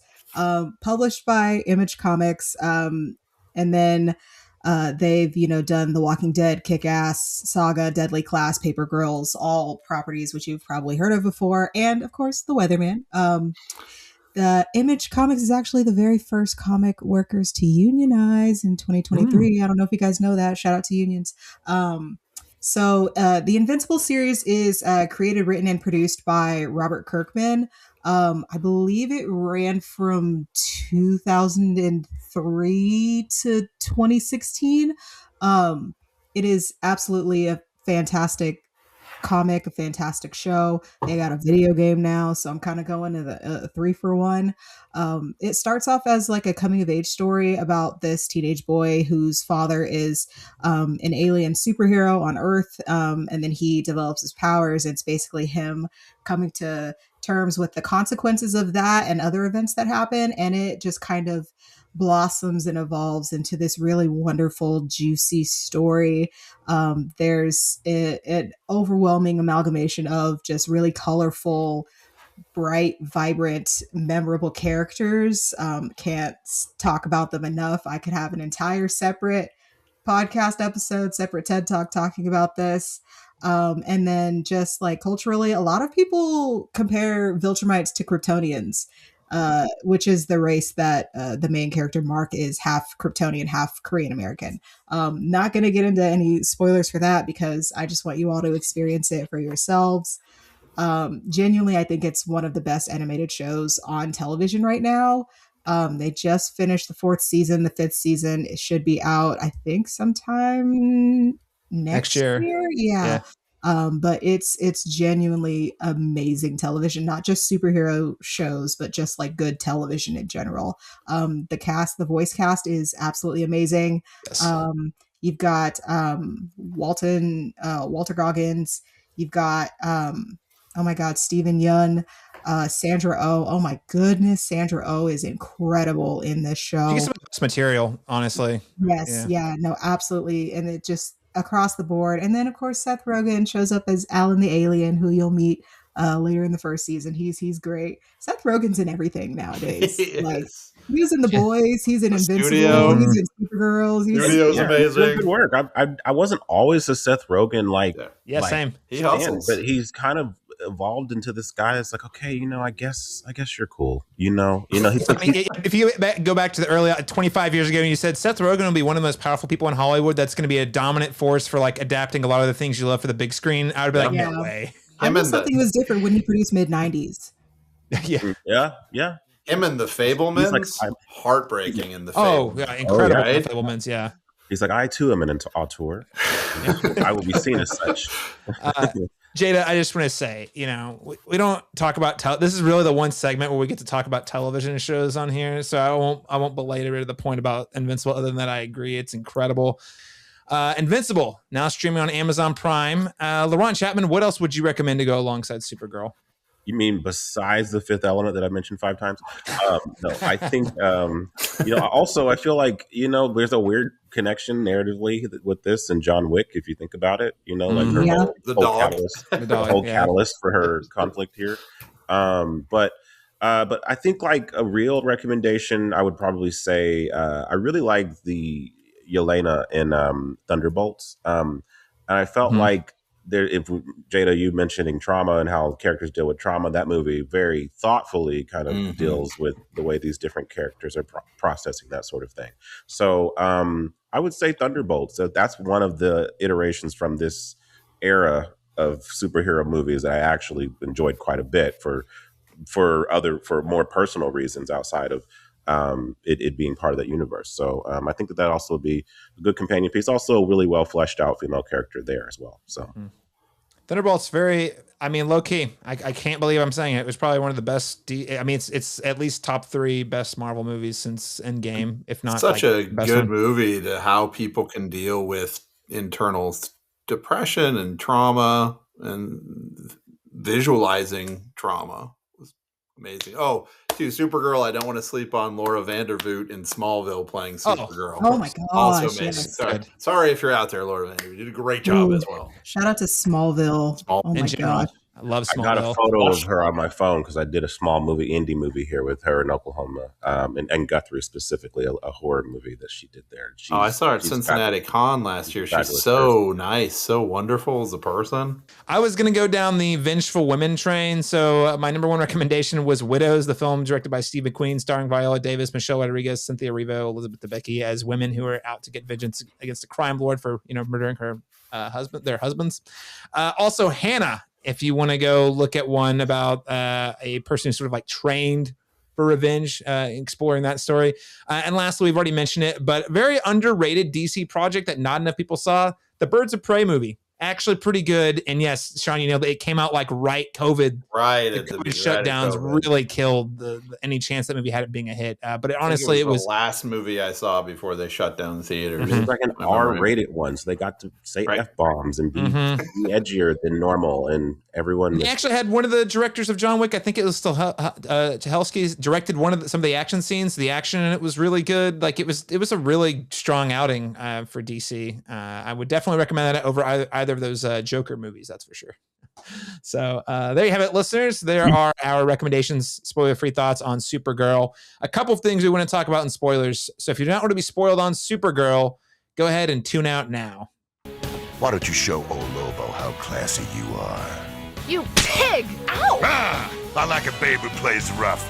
Come on, let me have another. Right here, right. Dirty fragrant, rat fragrant. Get maintenance teams on every floor. Put them on round-the-clock shifts if you have to, but I want all repairs completed. Kill, red flag, destroy! Immediately. This is sort of a 2-part conversation. One sort of dealing with the actual text of the film, and the second is more of the meta text. So let's number 1. This film, I thought, at least for me, I think that stuck out to you as sort of managing personal demons in the face of adversity. I already talked about this. So the film ends with Kara urging Ruthie desperately not to kill Krim, and successfully does it. And actually, I was actually pretty moved by her little speech to talk Ruthie out of doing it. She's like, your life will be the best revenge. I'm like, oh my God, that's really good. That really hits. And then she talks Ruthie away and then proceeds to kill Krim for kidnapping the dog and then doing that to Ruthie herself. And I have a lot of different thoughts because I felt like in some ways that muddied the moral the morality of the movie a little bit. I'm not saying it ruins it. I'm saying it muddies it. You have a whole movie that's talking about, hey, revenge is actually not the way to go. It's only going to cause harm and hurt and pain and all these other things. So to see your main character tell you it's bad, don't do it, it'll ruin you, and then proceed to then do it was a choice. And so, and I guess, actually, Jada, I'll throw it to you first, and then Shawn, because you guys have read the comic. What was your take on Kara killing Krim moments after talking Ruthie out of doing it? I mean, it's a complete deviation from the comic. Because like I said earlier, Ruthie is the one that has to talk Kara down from killing Krim, and Kara relents, and then she puts him in the Phantom Zone and then lets Ruthie grow up, and then she releases Krim when Ruthie is an old woman, and he's at this point been in there for about 3 centuries, and he's extremely repentant. He's like, I'm so sorry. Can you forgive me? I've thought about you all this time. Da da da. And then old woman Ruthie kills him, and then they just kind of part ways. Obviously, they couldn't do that for this film, but I still think that ending that they did choose kind of shows just the contradictory nature of Kara herself. One thing I really, really enjoyed about this, just I don't know if anyone else had like picked up on this or noticed this, but they thought about it enough to put dialogue in for this. But I really think there were a lot of hints of like feuding or warring Kryptonian political beliefs, even just within Jor-El's family, because, you know, they like Kara's mother wanted to send her with her cousin immediately, but her father's like, no, we don't want her to like grow up thinking that she has to, you know, conquer worlds. We don't want her to be around that. I just found that really, really interesting. And then the speech that her mother gives her before she dies, where she's like, you don't have to be nice. You don't have to concede to anyone who tries to make you do something you don't want to do. Just be good, which I feel like she also translated as fight for good. So, you know, she's very much a like, I will do the right thing, but I will also cross whatever line I need to cross in order to do that thing. Which, I mean, you know, that line wavers with the situation, and she, you know, carries that however she does. So, Shawn, what did you make of that? The choice of the ending? Yeah, so I think again it plays back on what I've been talking about that the choices that Clark makes versus the choice that Kara makes, and I think it sets up an interesting future because she really has a choice about what kind of person she's going to be when dealing with adversity. She's trapped between Clark, who's going to be kind, who's going to find the ways and deal with it by finding his joy in his relationships with Lois and Jimmy, or eventually when we get Batman, she can deal with it like she did in this, which is to isolate herself like Bruce Wayne. Live in a shell of herself with constantly inflicting pain on others, to not think about the trauma. And it goes back to Batman and Robin, which I think is a really good part, where George Clooney as Batman tells her, right, and tells Robin, you're going to you can't do this. You're going to keep searching for more and more. And it's never going to solve anything. It's never going to take away the emptiness or something to that effect, right? So I think that's going to be something in the future, is that she is going to continue. She's keeping this as a secret now, right? Obviously, she's home with Clark, and she murdered somebody that she's not going to talk about, and dealing with constantly going out to find these ways to deal with the trauma of losing her family that could become more repeatedly isolationist and violent, or she drifts towards Clark's mentality. She'll be a really interesting wild card within the light and the dark of dealing with trauma between Batman and Superman. If we get there, Fingers crossed. I also would. I guess I should have mentioned the Supergirl. I would love to get a good Batman Superman movie, but it has to be like earned and built up. And I think they're doing that right now with all the Superman stuff. We'll see what happens with Batman, but yeah, we got a long ways to go before there. But I think you're right. It does. That's the other thing, is I think Kara does provide a nice foil to Clark's underlying philosophy.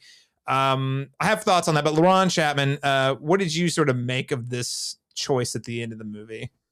No, I actually really like it, especially not having read the source, just like from just a narrative like arc standpoint, and also seeing kind of the parallel thematic thread between her and Clark, and seeing how she's trying to have Ruthie, aspired to a better ideal, so she's still in a weird way, in a sacrificial sort of way, doing something good for this character, that she's maybe not doing making the best choices for herself in this regard. But I find that interesting too, that, that she can at least has discernment to say that I don't want this person to go down the same path that I may have the self-awareness to know that maybe this isn't the best choice, but in some ways, maybe I've already damaged and I'm more equipped to deal with this than this character who doesn't have to go down that same path. And so let me step in and do the dirty work, so that this character can achieve that ideal in the way that maybe Clark would have done, so that's an interesting duality I think that she has, so I found that the choice there at the end interesting too, because like you mentioned, it's a wild card, and it makes it where her choices are not always going to be the clearest or the most obvious, and so that's actually exciting, so that they aren't so predictable, in maybe the way that maybe Clark's would be. So. Right. Yeah, makes it a very Snape Draco Malfoy moment, right? Where she is stepping in to save Ruthie's soul, because she can heal in the sun. She can go on superpowers. Ruthie cannot. Right. Like, Kara can absorb it. There's still hope, metaphorically and physically. Well, and because my interpretation is, well, again, I think this again goes back to Shawn, what you're saying about the nuances between Clark and Kara. I think a lot of the values they have are pretty similar, probably, but they come from different places. I think Jada, you point out, hers come from her mother and father, Kryptonian heritage. Clark's come from, salted to the earth, farmer on Earth, and Clark has the luxury of not having seen some shit when he was younger. I mean, I guess we haven't gone into we don't know all the ins and outs of his childhood. There was 10 seasons of Smallville, so Well, I mean, that's what Jonathan Kent told him in the Superman movie, right? While they're sitting on the porch, is where his research values is right come there. from. If you didn't do it, guys, it's on you. Right, it's that nurture versus nature that Jonathan tells him about last year in the Superman movie while they're out on the porch. The values that you have, because we obviously know that his dad wants him to be the ruler of Earth, and they keep bringing that up. So who do you become? The person you're, air quotes, destined to be, or the person that you are. Yeah, that sort of thing. And I think with Clark, he has the luxury of, he was raised in that sort of home where he had that love and nurturing. And I mean, I'm going to assume, Smallville, not within this canon, he probably didn't, see his entire species. He didn't see his entire species, he didn't see the planet implode. Like, he's heard about it. He feels it. He feels alone. But like Kara actually saw that happen. And then she found the little, she saw the sickness that was consuming all her entire, what was left of her species before getting jettisoned off. And so I don't think the values are necessarily dissimilar so much as she's just more practical. And she sees the gray areas that he can't see in a lot of ways, which again, I think, as you said also, Shawn, makes her a compelling kind of middle ground between Batman and Superman. And I also kind of read it as she's probably killed someone before. It made me ask questions. I was like, oh, if she's killing this guy after she gave that whole moving speech, it's because she's probably killed someone before, which makes me wonder, who did you kill and why? And and maybe there's not a there. That's just me sort of like interpreting, okay, she's seen some stuff. Well, outside of the Krypton stuff, that was not an active choice she made. That was just a thing she had to watch. In this case, you're making an active choice to kill someone right after you told someone not to do it, because you believe that's the self-righteousness coming out, which is also a part of both of those characters, Superman and Supergirl, is they are very self-righteous, have a very strong sense of what their jobs are. So I can take on that burden to do the dirty work because I've already I've already gotten my hands dirty, so you don't have to. So I can be your savior in that way. So I know I found all of that to be really interesting. I do think for the average viewer, it muddles the message a little bit, but I think from a character perspective, I think it's a lot more compelling, especially from the larger DCU. I think they're trying to set up. Anything you guys want to add about how the film kind of talks about sort of managing the demons, managing these demons of having witnessed the death of your planet, versus maybe Clark's more Boy Scout approach of just vanquishing the demons? I think it tries to make him perhaps more relatable, because I think what I always like the dichotomy of just like Magneto versus Professor X's choices. They both have dealt with similar plights, but they have very, very different methodologies for how to channel those things. And then the same thing, we're going to go with is it Killmonger and T'Challa? Like there's also that kind of Malcolm X versus Martin Luther King approach to it. They both have a goal for their people, but at the same time, one has a more aggressive approach and one has a more aspirational approach. And so there seems to be a similar thread here with this. And I think that she seems, at least for the most part, it's not that it's not. She's obviously fraying at the edges, and she's not even seemingly all that happy with her circumstances. But she's definitely able to compartmentalize. Like, I'm doing this for these reasons, and I feel like it's the necessary evil I have to do right now.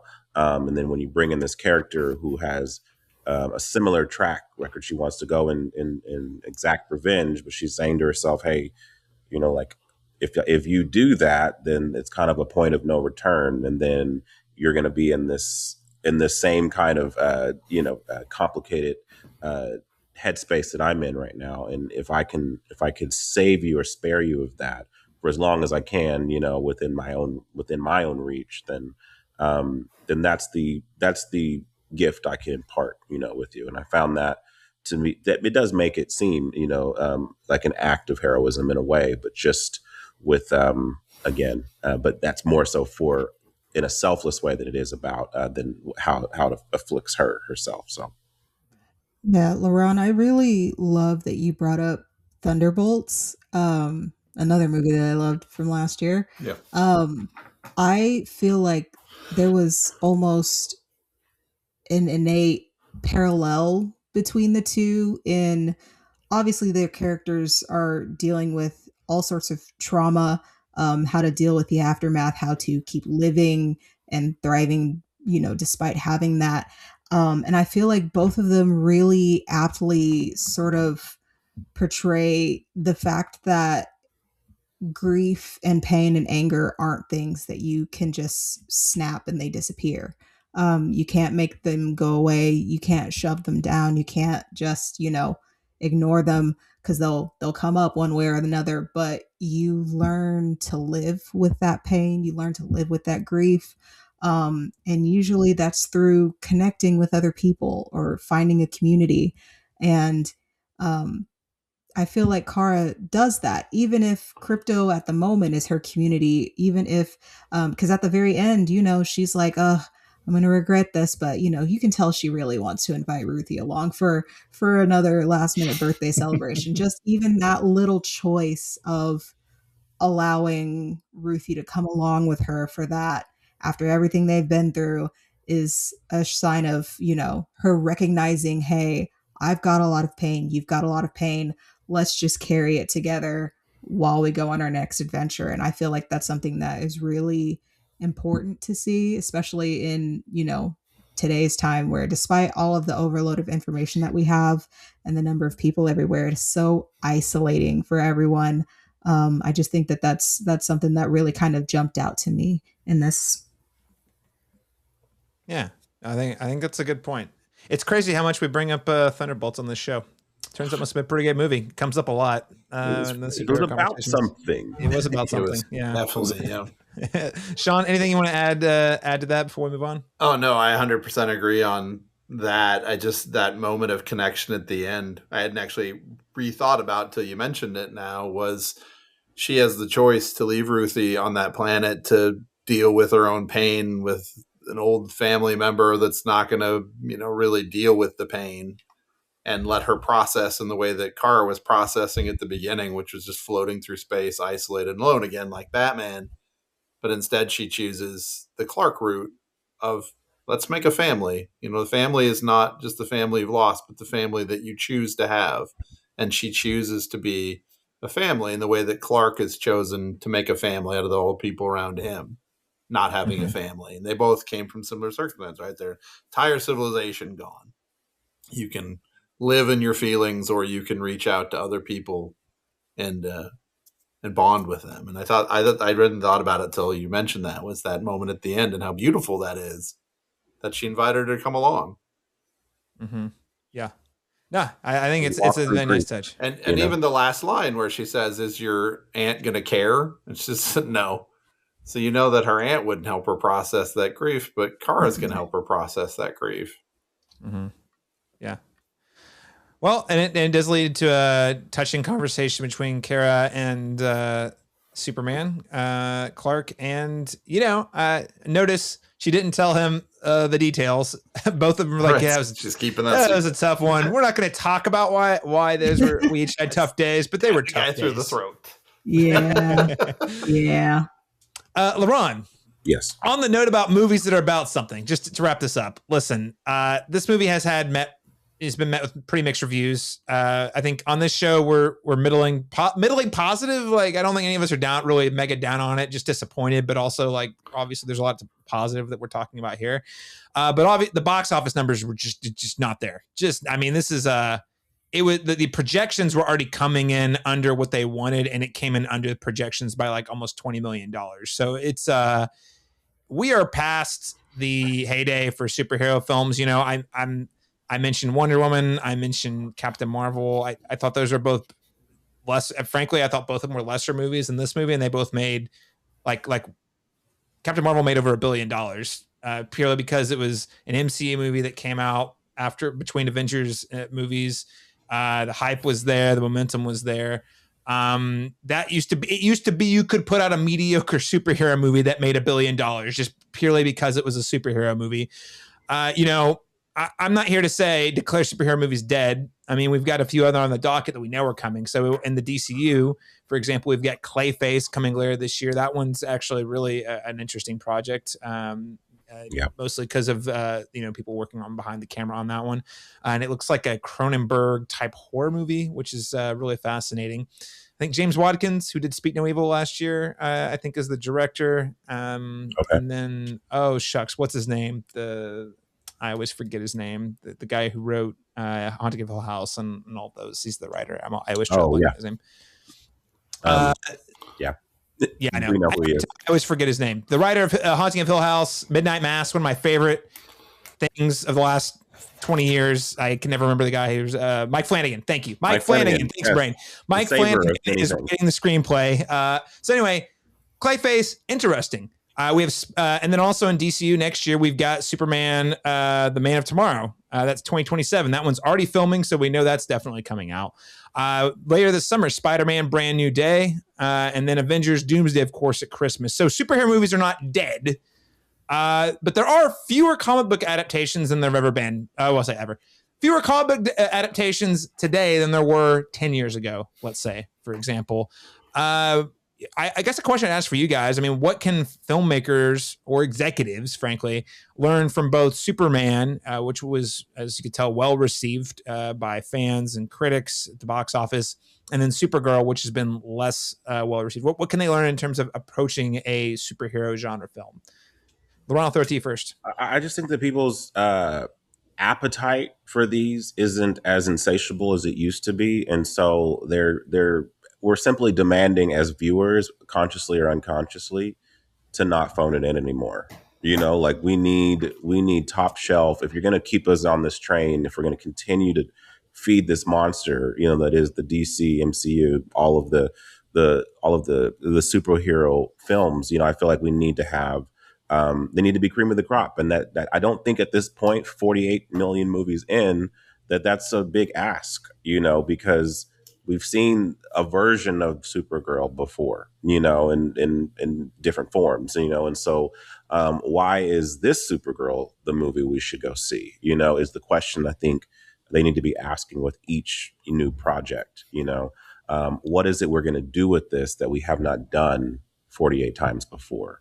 You know, what are those areas of nuance that we can insert into this where maybe we can have a larger conversation in the way that maybe Superman just did, you know, like it was about a certain ideal, but it also seemed to have some timely connections towards, you know, our own current climate. So there's that connection, or that's a smart choice to make. And that's a smart choice to put it in at this time frame, because it may be the message people need to hear right now.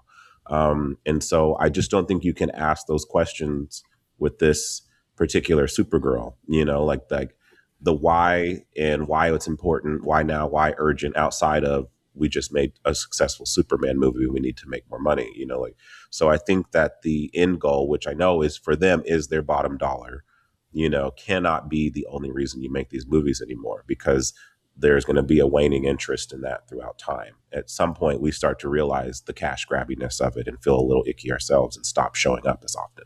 So, Yeah. Shawn, any thoughts on that? Yeah, I mean, I guess having the hindsight of already having, I guess, lived through this era before as an older person, you know, through the 80s when everything was blockbuster, blockbuster, blockbuster, blockbuster. And then, you know, we had Batman in 89, which changed the game, right? And then Batman Returns, and then it just, everything started to get pumped out every summer.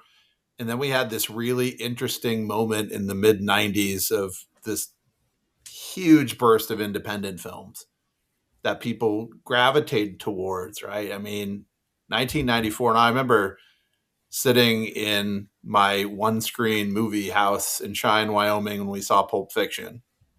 And 15 minutes after it was over, people still had moved from the seats. And I tell the students this all the time, like, you guys, you can watch Pulp Fiction, but you'll never have the experience we had watching Pulp Fiction, because now every movie is a nonlinear story. But this was like the first time we'd really seen that happen, and it was mind blowing. And all these movies that came out after, and I really feel like, and I've talked about this a lot on my movie reviews, this year is really a year of rebirth of a lot of really beautiful, fun, independent movies. And yeah, these superhero movies are great, and they're going to have to fill their summer role, but we're moving in this really great moment of independent films. I mean, I can run down the list of movies I've seen this year, like Fantasy Life, I Love Boosters, Tuner, Is God Is, Good Night, Have Fun, Don't Die. Just these really smart, veering off the standard storyline page scripts by these new up and coming talents. And like I said, I've lived through this before, and so it's just another wave, another cycle. And that's why I said I think what James Gunn is doing is smart, and that's why I really hope they allow James Gunn to continue, because he's pulling out these books that people aren't really necessarily familiar with. Like, they're familiar with the Superman story, the origin of Batman story, but they're not familiar with Woman of Tomorrow. You know, they're not familiar with Man of Tomorrow. And he's trying to pull those things. He was going to do The Authority. I think that's backlog now, which now, because it will seem too much, I think, like The Boys, because it's essentially the same story, right? And I think people are, worried about that because it may separate just the people who have general surface level knowledge of who these characters are from those who know the books. But I think he's really shooting for the fences here. Like, hey, look at these interesting takes on these modern takes on these characters. You know, maybe you know Hal Jordan, maybe you know Jon Stewart, but do you know Jessica Cruz as a Green Lantern? Right. And so let's bring her in and show what's been happening after New 52 bombed out and we brought back Rebirth. Let's look at all these Rebirth characters. I think that's a really interesting swing to try and make a name. And I hope whatever happens with the merger and, to my beloved Warner Brothers. I know. I hope that they find their niche in this. And I think you could do it by finding an interesting way to combine blockbuster with independent sensibilities. And I feel like they were trying that, like I said, with this, as kind of a Greta Gerwig coming of age story of Supergirl mixed with what we know about blockbuster summer movies, if that makes any sense. Yeah. Yeah. No, I think it does. I mean, I do think, you know, James Gunn himself has a lot of the sensibilities of independent. I mean, this guy made Troma films back in the day. So whenever they named him kind of the head of DC, it was definitely a swing. One that obviously I was a huge fan of just because I love his Guardians. I mean, most of his films, but what he'd done over at Marvel in particular. And I thought his Suicide Squad was awesome. But he definitely has. He strikes me as an indie director who got the Marvel machine. He was one of those indie directors the Marvel machine took and lifted up, and now he's able to make blockbusters with that sort of sensibility. Jada, what do you think the execs, bigwigs can learn about superhero movies from all of this? I mean, there's a lot of things that I could say. They're not going to learn any of them, but I don't know. It's been kind of a slow creeping realization, I think, for general audiences over the last decade or so. But a lot of the big studios, which truthfully is about to become just one studio, is they keep writing checks that they creatively can't cash. There's just a lot of oversaturation. Something blows up and gets big, and then they immediately try and make 200 copies of it and then just put it, plaster it everywhere. And then people get tired of it. And then they're like, oh, well, why? This one thing worked. Why doesn't this formula work for everything? They don't understand that people aren't into homogenous entertainment. Like, they just don't want the same. They want to be shocked and surprised for good reasons. They want that to happen organically. I feel like nowadays they're like, oh, well, what will get us trending on TikTok, or what'll get us trending with the youth? Or like, I've noticed a lot of conversations about like a lot of animated films are just doing center framing now because they want to make it able to be shareable on social media, which is an absolute travesty.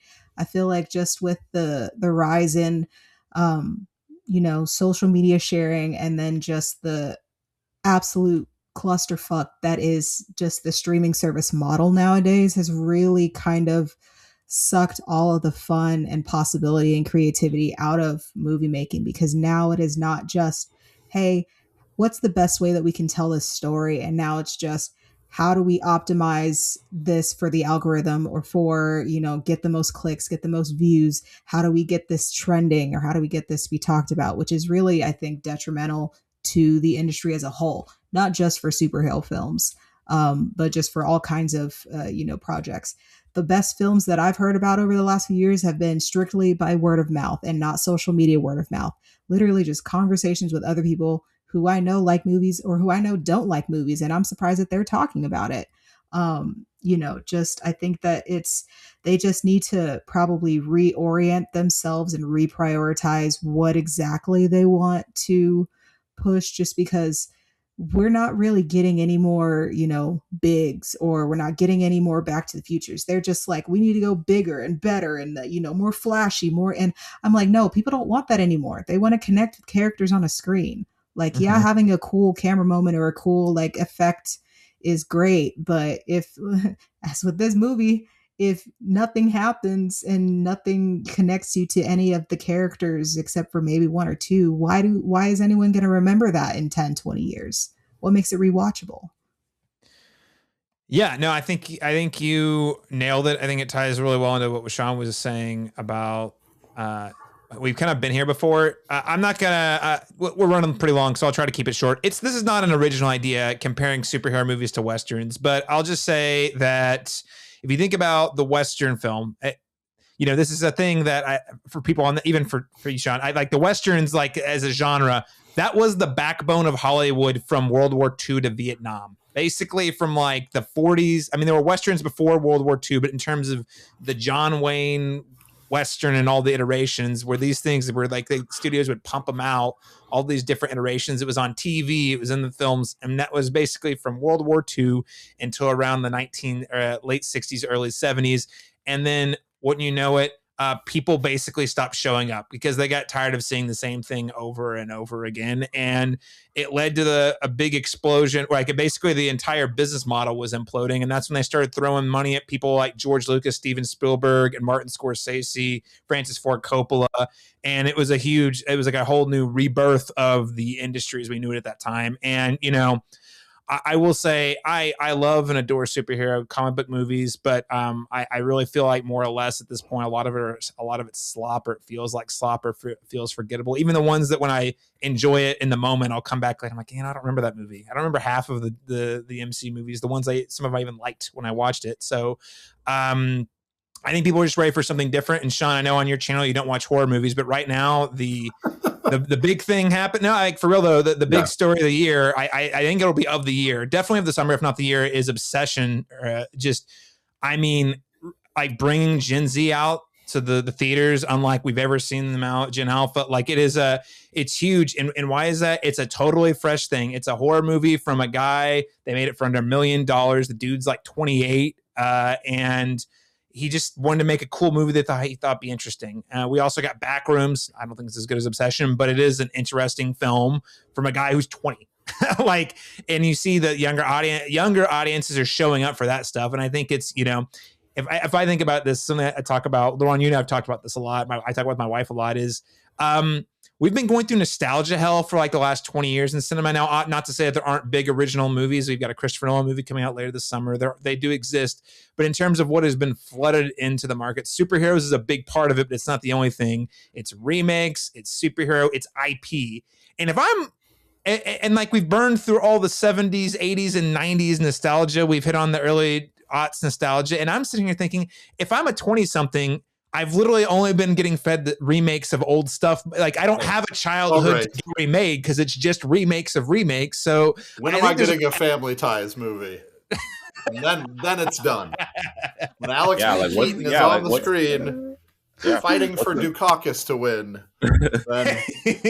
Listen, I will say it was worth it to get Top Gun Maverick. Okay, that was so good. It was all worth it for Top Gun. There's an anomaly, but yes, that happens. That happens occasionally. But but and who would know? Like, but yeah, you're right, Caleb. It's very much like what is the quintessential Gen Z era movie that is uniquely their distinct perspective, voice, experience? Because so much of it, we're getting legacy sequels. We're getting. We got The Devil Wears Prada. We got later this year, we got Practical Magic 2. Granted, I saw both those movies. I love both those movies, but I'm not Gen Z. You know what I mean? Like, so that's for me. That's not for them. And so it's kind of what do they have of their own? And I think that's what we're seeing with Obsession and Backrooms. It's definitively original creations from that mindset. And it's catching on. Those movies had legs.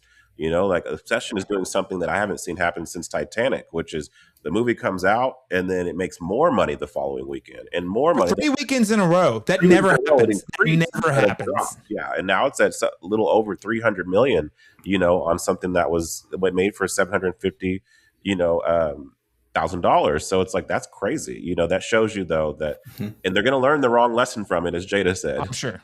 I'm sure they're going to take it and they're going to make 58 Backrooms. They're going to make 38 Obsessions, and then we're going to get sick of it. As a teacher, I see this all the time. Like, right, we talk about this constantly. Like, I obviously, as someone who's Gen X, we grew up raised by movies and television. We can have conversations with each other in movie lines and TV lines till the cows come home.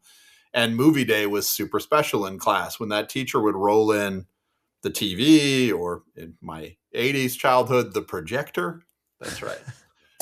Can't buy me love on a projector in 6th grade. Totally inappropriate, but we watched it. The 80s. That was a special day. Now, if I show anything, it's not, they don't like movies. If they're not invested in a story in a minute, forget about it. And a lot of it is standard movie stuff. A lot of it, the first 15 minutes, you get to know the characters, the dialogue. And so what we do in class is we basically walk through a movie now. We talk about movie creation and the process of writing scripts. So I let them know, hey, these first 20 minutes, you're going to get to know the characters. There's not going to be a lot of action. There's not going to be a lot of things. And then we stop movies. We talk about movies. And it's a totally different mindset about how to look at movies now with youth. And the way they do, they're used to watching bursts of things, and see there's got to be something to hold their attention. I think when I talk to them all the time about this, saying, what is the thing that is yours? Because I can talk to you about movies, and I think Sinners last year, they love Sinners. It was a movie that they feel like is fresh, is new. They were all going to see it. When I got posters for Sinners to give out, those were gone quickly. And, it wasn't, like you said, it wasn't a retread movie. These were new ideas. And this is something Warner Brothers wasn't going to sign off on or pay checks to see. And Warner Brothers hopefully learned their lesson that, yeah, you're right. These they have new ideas. They have a different way of looking at the world and a different way of viewing media that Backrooms and Obsession attached to, because they came, from YouTube videos and things and directors. And that is what they need to be looking at for them to have ownership of something. Because you're right. It's right now, it's just adults telling them you should watch Three Amigos or, in class we watch Moneyball, and they eventually like it by the end as we walk through it when we do economics. But you're right. They absolutely need something of their own if this is going to be a surviving industry. And I think that goes with superheroes too. It's just it's not acceptable to just do a superhero movie as we've been making them for the last 25 years. I don't think superhero movies are necessarily out of style, but what I am saying is that in terms of just constantly recycling the same things, I think people are over it. And I think we're at a big inflection point where we still get westerns, right? We still get Westerns. I mean, True Grit came out a while ago. Love that movie. I mean, there's neo Westerns. It still exists, but it's not like a pumping them out. And, maybe we have reached the point where superhero movies have had their time in the sun. Listen, we're going to get another Batman too. We're going to get I don't think the Batman's ever going to go out of style. People love Batman, but like the getting 2 or 3 or 4 or 5 a year, and they all just make tons of money. I just think the days are behind us. And I think also the bar has been raised dramatically. Like if you are going to make one of these, you better have something to say, and you definitely better be having it better be something that's appealing to a young audience. The last thing I would say is that there's a reason that even the IP movies that are hits among Gen Z, Five Nights at Freddy's and Minecraft. Those are both like video game franchises I am aware exist and had heard about them for years, but had never played because they all kind of came after my time as a person who played games like those. And I just think that Gen Z loves going to the movies. Shawn, I really appreciate you kind of walking us through the process. I think it's just more like the kinds of movies they want to see are just a lot different and speak to them differently than they have a different sense of humor and different sensibilities. That's why Minecraft spoke to them, because they live in a kind of an ironic sense of humor, and they like going to movies ironically that they can have fun in. And Minecraft hit their sweet spot where they could quote lines that they thought were fun, that they all knew, that it bonded them together in a world where they don't, you mentioned it before, they're really disconnected from each other through technology. And to find that the movies can still be a place for them to find community is an important thing for their growth, because otherwise people just assume that they live in this world of isolation behind their screens. And I often talk to them about this all the time. They're so kind to one another, so much kinder to one another, and looking for a community and looking to bond with one another more than my generation ever was. And people don't give them a lot of credit for that, but they are just so accepting of one another in class and looking out for one another in a way that my generation just was not. They're looking for those experiences to find commonalities between each other. They're hungry for it. We spoke for a couple hours plus on this, longer than the runtime of the movie. By the way, congratulations, guys. We did that. We did it again. There we go. Jada Merritt, thanks so much for joining us today. Where can people find you and all your work online? Yeah, thanks for having me. You can find me on Letterboxd at Jada Merritt or JNMERRI, or you can find me on Instagram at J.MERRITTT. Yeah. Check out her Letterboxd. It's a good follow, I promise. Shawn Curtis, I'm glad we finally had an opportunity to podcast together. I think we did it like about a decade or so. Batman versus Superman like a decade ago. Yeah, Batman versus Superman. Very at odds on that one. But we've come a long way, both of us since then. So thanks so much for carving out time to sit down with one of your former students and chat superheroes. Where can people find you and all the great things you're doing on the internet? I have a letterbox, but I don't think anyone ever reads it. So like, all right, well, nobody cares about me.